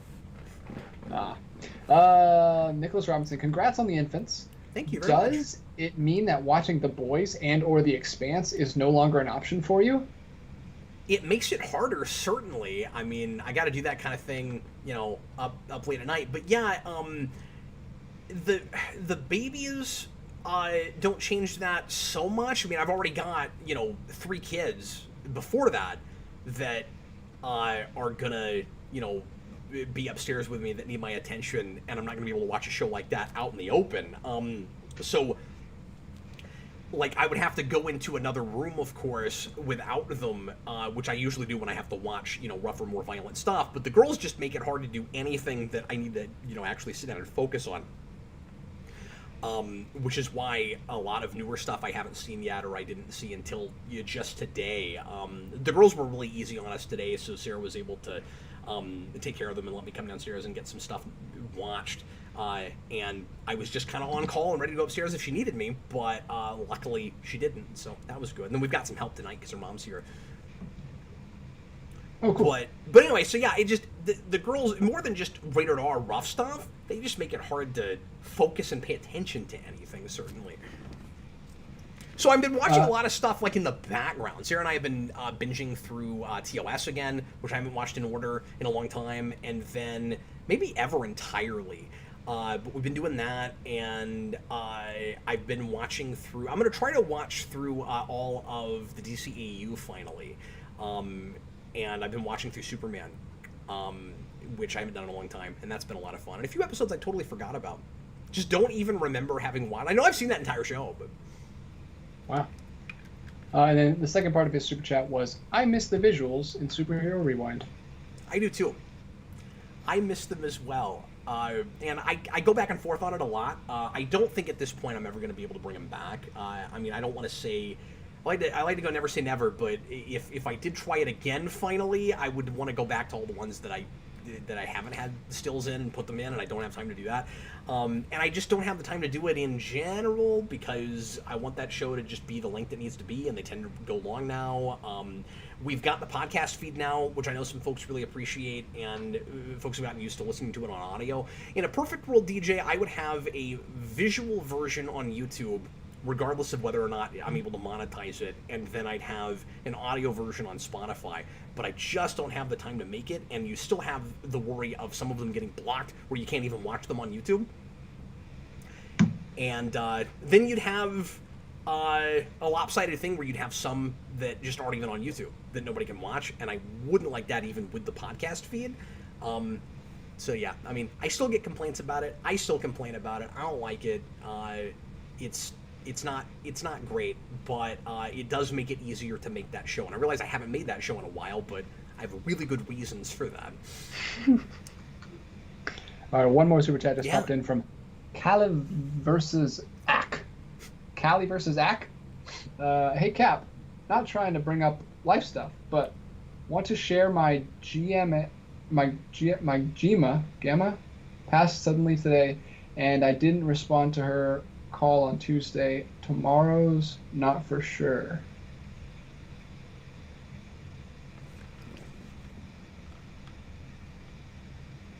Well, sorry to hear that. Yeah, that's all. So he's saying that his grandmother passed, and I don't know what tomorrow's not for sure means if she actually passed away. But really sorry to hear all that. I guess he's just saying like live life like it's your last day. I see what you're saying. Sure. Yeah, of course. Yeah, that's a bummer, man. My condolences to you, man. Yeah, that's really rough. Yeah, we. But I certainly don't mind you sharing. Sorry, what? I was just going to say this is not I'm not putting this on the same level, but we had to put my wife's and my dog down last weekend. So it's been really, really rough for my wife. I didn't know about that. Really? Yeah, she's had him for 10 years before she met me. Like, he's kind of the reason that we even met in the first place. So it was a really hard week for her. I am so sorry. So the dog you guys had when I was there. Mm-hmm.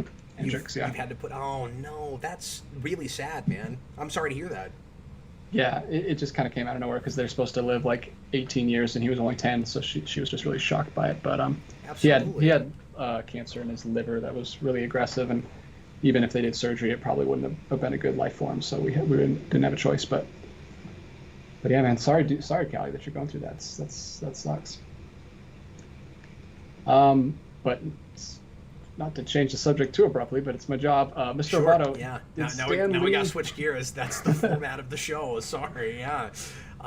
When really sad, tragic things happen, I guess we'd have a moment of silence and then move on. But it's still abrupt, where you just sit there like real. What's the word I'm looking? Real somber. Yeah. Okay, so let's go ahead and talk about Batman now. There's nothing you can say at the end of a moment of silence that doesn't make you sound like a jerk. You're like, moving on. Like, what are you supposed to say after? No, the best you can do is just sound like somebody that works at a mortuary, where you just start like you talk like real quietly and somber, and then just ramp it up. You're like, all right, next up is this thing we're gonna talk about. There's no way to make it not seem like really indelicate. Yeah, it's impossible. Really indelicate. But this is how you do it. Mr. Roboto, did Stan Lee Daredevil comic inspire the disabled?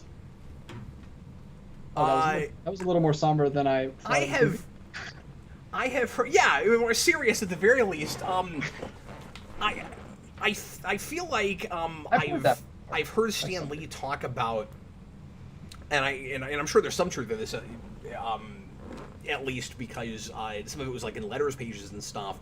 But when they first brought out Daredevil, he apparently got a lot of mail from blind people and stuff that it was cool that there was a blind superhero, and that it was not just the representation thing, like, oh yay, somebody like us is a superhero, but the inherent message of that people who are disabled have things to contribute and can actually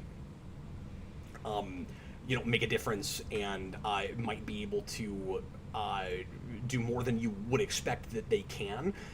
So yeah, I mean, it certainly must have. And then another one from Mr. Roboto. We all eat what does consume to replenish asking. Was that Mr. So it's funny that Mr. Roboto is called Mr. Roboto, because that sounds like it was written by an actual robot. Or like translate. I don't know if he puts his things into a translator or not. I don't know where Mr. Roboto's from. So I agree with the first statement. That is true. We do all everybody eat. Eats. What does consume to replenish asking?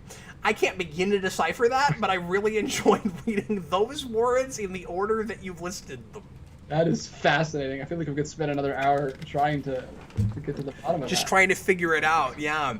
What if you put that, if Mr. Roboto's first language is not English, because I don't know that, I don't want to make any assumptions. If it's not, I wonder if you put it in whatever his original language was, like if you threw that into a translator into the other language, would it come out the way he originally had it in his head? And then what happens when you take that and put it back in English? That's my question. 7 degrees of Kevin Bacon. Yeah, that's awesome. What does Data consume? Oh, Data, the character, consume as an android. I guess as an android that replenished him. I still don't understand the question. Okay, you definitely want to not leave out the main character of the question when you're writing the question. Consume as an I mean, Data doesn't eat, or I think he can, but he doesn't have to. I'm at a loss. I apologize. I can just play the I don't know Star Trek card, so I'm out. But Cap's got to answer it. He's still trying to make it make sense, and I still don't get it. What does Data consume to replenish? I'm sorry, I'm lost on this. All right. I mean, I guess... Anyway, let's. I apologize that we have to move on, but we have to move on. Lewis Cox. Also, I find it strange that Disney still gives their movies a DVD Blu-ray release, but The Mandalorian doesn't have a DVD or Blu-ray release. You know what? When we originally, is that what he said? What? W-O-T. What? When we originally learned that Mandalorian was not going to get a physical release, I worried that Disney was moving away from physical entirely, and that we were going to get to a place where, in order to try to get the whole world to subscribe to Disney Plus, nothing would ever go on Blu-ray again, 4K, whatever. And I was shocked when they started putting, when they continued putting their movies that way. And then I thought, well, maybe they'll just stop doing it with shows. I don't know if there's precedent now where any original series on Disney Plus has gotten a release, but Mandalorian hasn't. But it may be that just anything original that they make, they're not going to put on Blu-ray. That's a question. I don't know. Like, is that Monsters Inc. show gonna get a release? I don't know. I don't. Yeah, it seems like they're just doing it with movies. The big tell will be if any of the MCU shows, but I doubt they will. I doubt they'll make home releases for those. By the way, Monsters at Work, that Monsters Inc. show, I've watched the first couple episodes, and it's better than it has any right to be. I really enjoyed it. Cool. That's good to hear. And it's not Pixar. As far as I can tell, Pixar has no involvement in that show, and it's pretty authentic to the humor and the writing of those films. I'm digging on it after 2 episodes. I haven't watched any more of it yet, and I think there's already 6 out, but I liked what I saw of it. Lewis Cox pops in to help Roboto out with the $2 super chat. I believe Mr. Robot is saying, what does Data eat? Yeah, and I kind of tried to answer that, where I'm like, I mean, he doesn't eat. Like, he's just an android. So I don't think we know anything about, like, his power reserves or anything, like what exactly he runs on. He doesn't seem to have to plug in or anything. So I assume he probably just has some kind of power cell thing like a lot of the technology in that world, phasers, tricorders, whatever, and maybe he has to replace those out and stuff. And, you know, maybe it's just a deeply personal thing, and he's never felt the need to talk about it in an episode, which is why we don't know. But like I sort of answered that, and then Mr. Roboto just kept trying to reword it, so I wasn't sure if that's all he was asking about. And then he just wrote, "I don't know." It's never stated, but his body does get damaged and repaired. Well, yes, that's true. It does, but that's what Geordi is for. Anyway. So he eats Geordi to get replenished. Sure. That's what we'll say. All the they're like Wayun. Geordi just has a lot of clones of himself because of all the time Data's eating him. What are we talking about? We are past 2 hours. That's why we're off the rails completely. We should go ahead and try to wrap up pretty soon. Do we have any more super chats? Is that it? We do not. Okay, could you give me maybe a couple of pre-written real quick before we go? Yeah. Just because we haven't really done much of that tonight, if at all. You want to go like something like completely unrelated to any news stuff? Just sounds good to me. Yeah, unless there's anything major that you think people are going to want us to talk about, but... Yeah, I'll look through those, but Kellen Rourke wants to know, why do you think Superman TAS isn't as beloved as Batman TAS, Batman Beyond, and Justice League?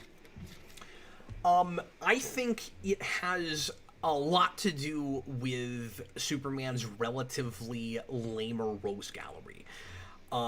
They did the best they could with that show. I think the story is...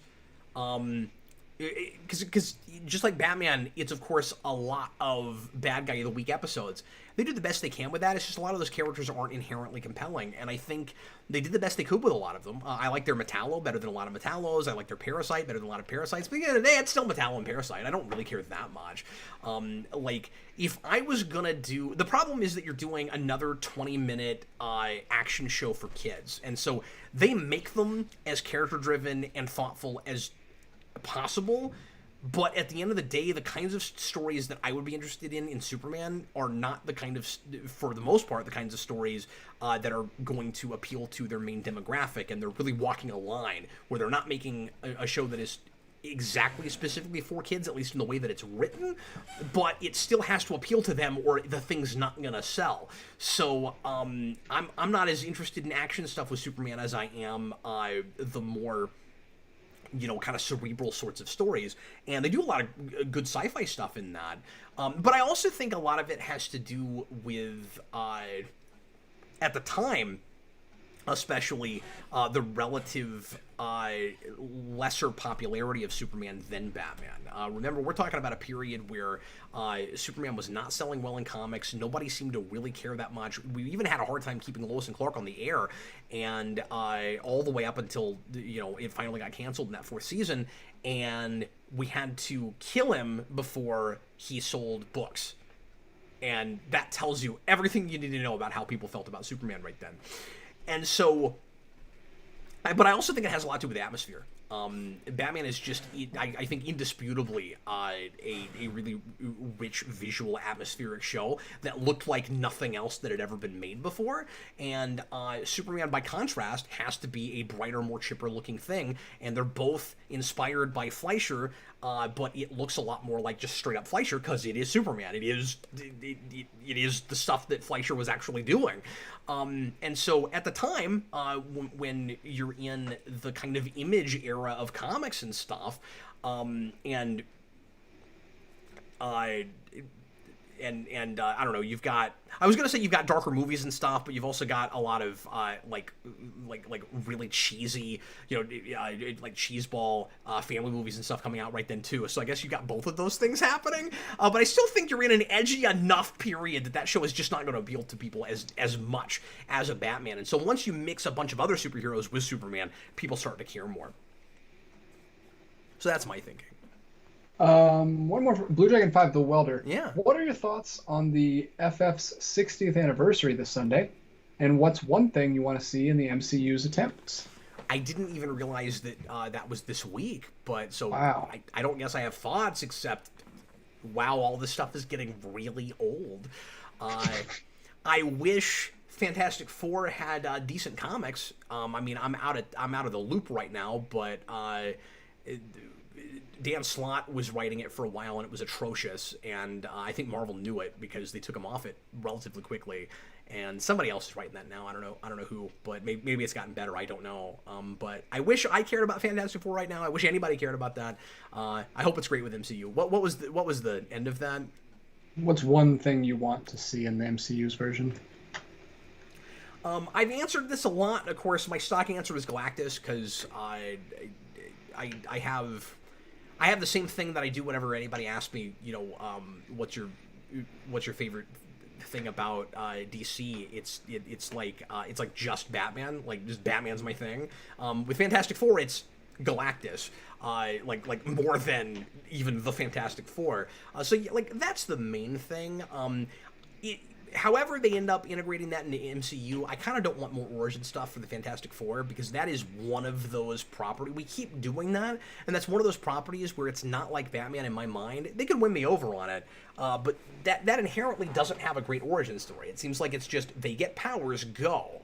And so couldn't they just... I mean, I know it's harder in MCU, but however they end up doing that, I hope we can get lucky and somehow you have a married Reed Richards and Sue Storm already. And they don't have to already have kids necessarily, but I want just a fully established Fantastic Four that's already public and doing things, and the family is together, and they've already got powers. I would really like an established status quo already for the Fantastic Four. That is probably wishful thinking, integrating it into MCU, but in a perfect world, that's what I would want. Yeah, it's rough because I would want it to cross over with Spider-Man, because that's the one that I do want to cross over with Spider-Man, but we've crossed over Spider-Man in every one of Spider-Man's movies at this point, so it's the tired thing, and I don't necessarily need that. But if they hadn't done that at all, and then he's crossing over with Johnny Storm and going to the Baxter Building and stuff, that would be so cool. But I wouldn't mind necessarily the Spider-Man being, and this won't happen now, of course, but I wouldn't have minded if Spider-Man was the place where they introduced them. Yeah, that could have been cool too. Because at least, I mean, yeah, it becomes more stuff encroaching on Spider-Man, of course, but at least it's not, here's a pre-established thing already that has to go into Spider-Man's movie and make the movie, more exciting for people that care about MCU. It wouldn't be that.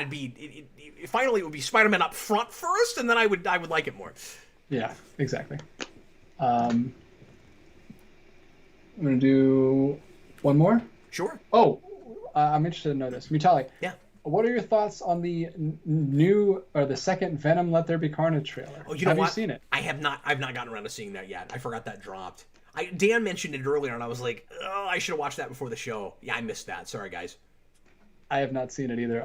I've just heard that it looks more crazy and bonkers, which is a good thing, because you and I were both pretty lukewarm on that first trailer. We're like, oh, it just looks like the first movie again. But and apparently he looks more like Carnage. I know that was a big thing we complained about, where he was just slightly red. I did see a thumbnail where he looked more like Carnage. Yeah. So that's awesome. I guess they just weren't done with the effects, or maybe he evolves over that movie and looks more. Well, the effects were more done than they were in the teaser for the first movie, so there's that. You at least didn't see a bunch of papers flying off of tables that got broke by nothing in the frame. I'll never stop bringing that up, by the way. If anybody's tired of me talking about that, just strap in, because I'm not going to stop. I'm not going to stop making fun of that. Professor Zoom says the trailer was awesome. Dagon Spirit says watch it now. So everyone's loving that trailer. Woody Harrelson looks great. We've gone back and forth on doing trailer reactions on the show. The problem is copyright flag and stuff. We could try to sync it up like a commentary, but the way I have my audio set up right now, DJ, we wouldn't be able to have audible responses. So it's the purpose. Yeah, it kind of would, because I would have to turn off the. Well, people could hear me, but they wouldn't be able to hear you. Okay. Well, I had no response. Let's start a new trend: reaction videos with no reactions. Okay, I'm gonna go ahead and pull it up. Let's go ahead and do it. People are asking for it. Let's go ahead and do it. So pull up the new Venom, the new Venom trailer. We'll make sure that we're watching the right one here. You're not going to hear my audio, right? It should be fine. Yeah, and I'm not promising that my response will be interesting. I'm just promising to do it. second trailer. Let's make sure. Yeah, let's make sure. What was the one that we were We've watching? done that before. You were watching the first trailer or something. I don't remember, but we were not remotely synced up. I will put the link to specifically the one I'm looking at so that everybody can sync up with me. It's 2 minutes and 41 seconds. Yeah, that's the one I'm watching. Here it is. Venom, Let There Be Carnage. I'm gonna have to mute. DJ, I'm gonna mute. I'm muting you right now, man. Bye.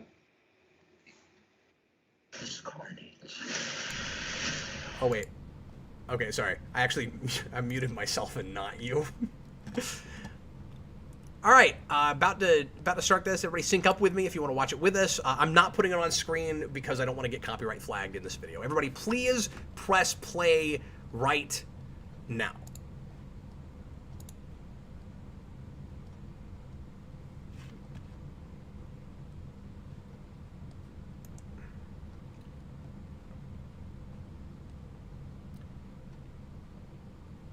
Hey, DJ, mute yourself for me, because I'm hearing your audio. Thanks.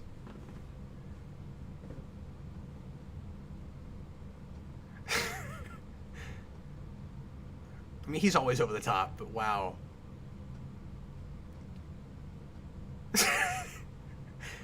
At the beginning, it looked like he was just talking to that tire.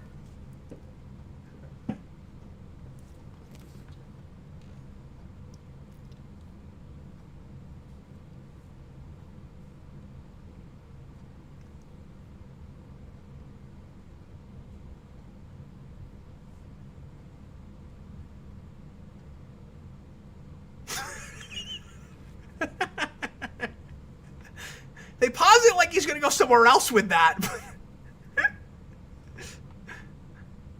Oh, that was silly. You had to have a big drum beat just when he drops his visor.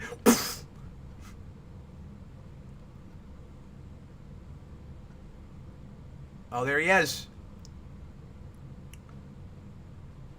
He sounds like a whiny baby when he says that. All I've ever wanted was carnage.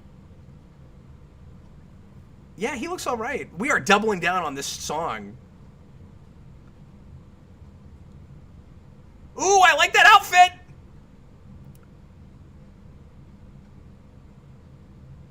I love that suit coat. I want one.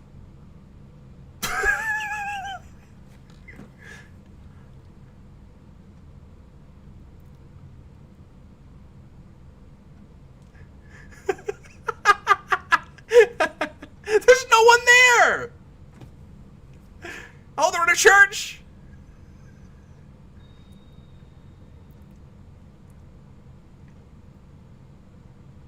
He looks good.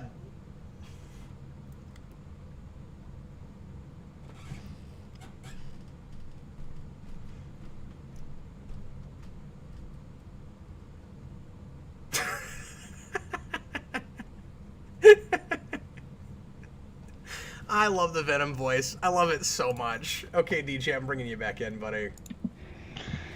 It looks a lot more fun than that first trailer. I mean... The truth is that Hollywood's elite Whoa, what is that? Stop it, YouTube. I don't want to watch Chris Hemsworth, like, bench pressing. That's annoying. Oh my god, yeah. So yeah, I mean, like I said before, that's a red one. Like I've said before, they are just doubling down on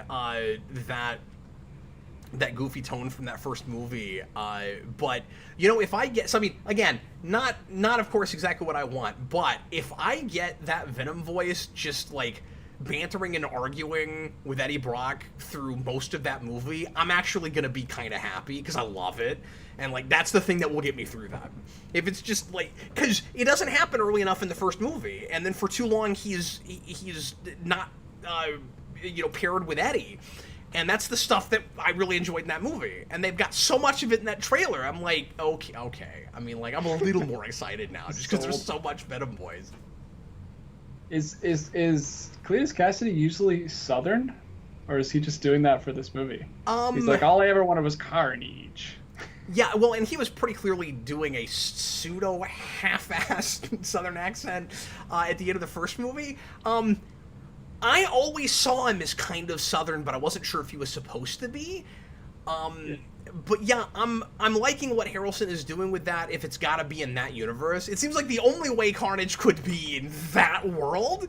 And I love that suit coat. The pseudo tentacly, pattern clearly off the symbiote suit coat. That is cool looking, and I really want one. Yeah, the line that you pointed out was hilarious, where he's like, what am I going to say? I'm going to switch up the common phrase that that everyone says. Nope, I'm going to say it the exact same way you've always heard it, but I'm going to pause. It's ridiculous. Well, he might not even pause. It might just be the trailer. That's true. But yeah, they're really cementing themselves in the fact that this was written in like 2003. They're going full speed. They even got the church fight at the end. Yeah.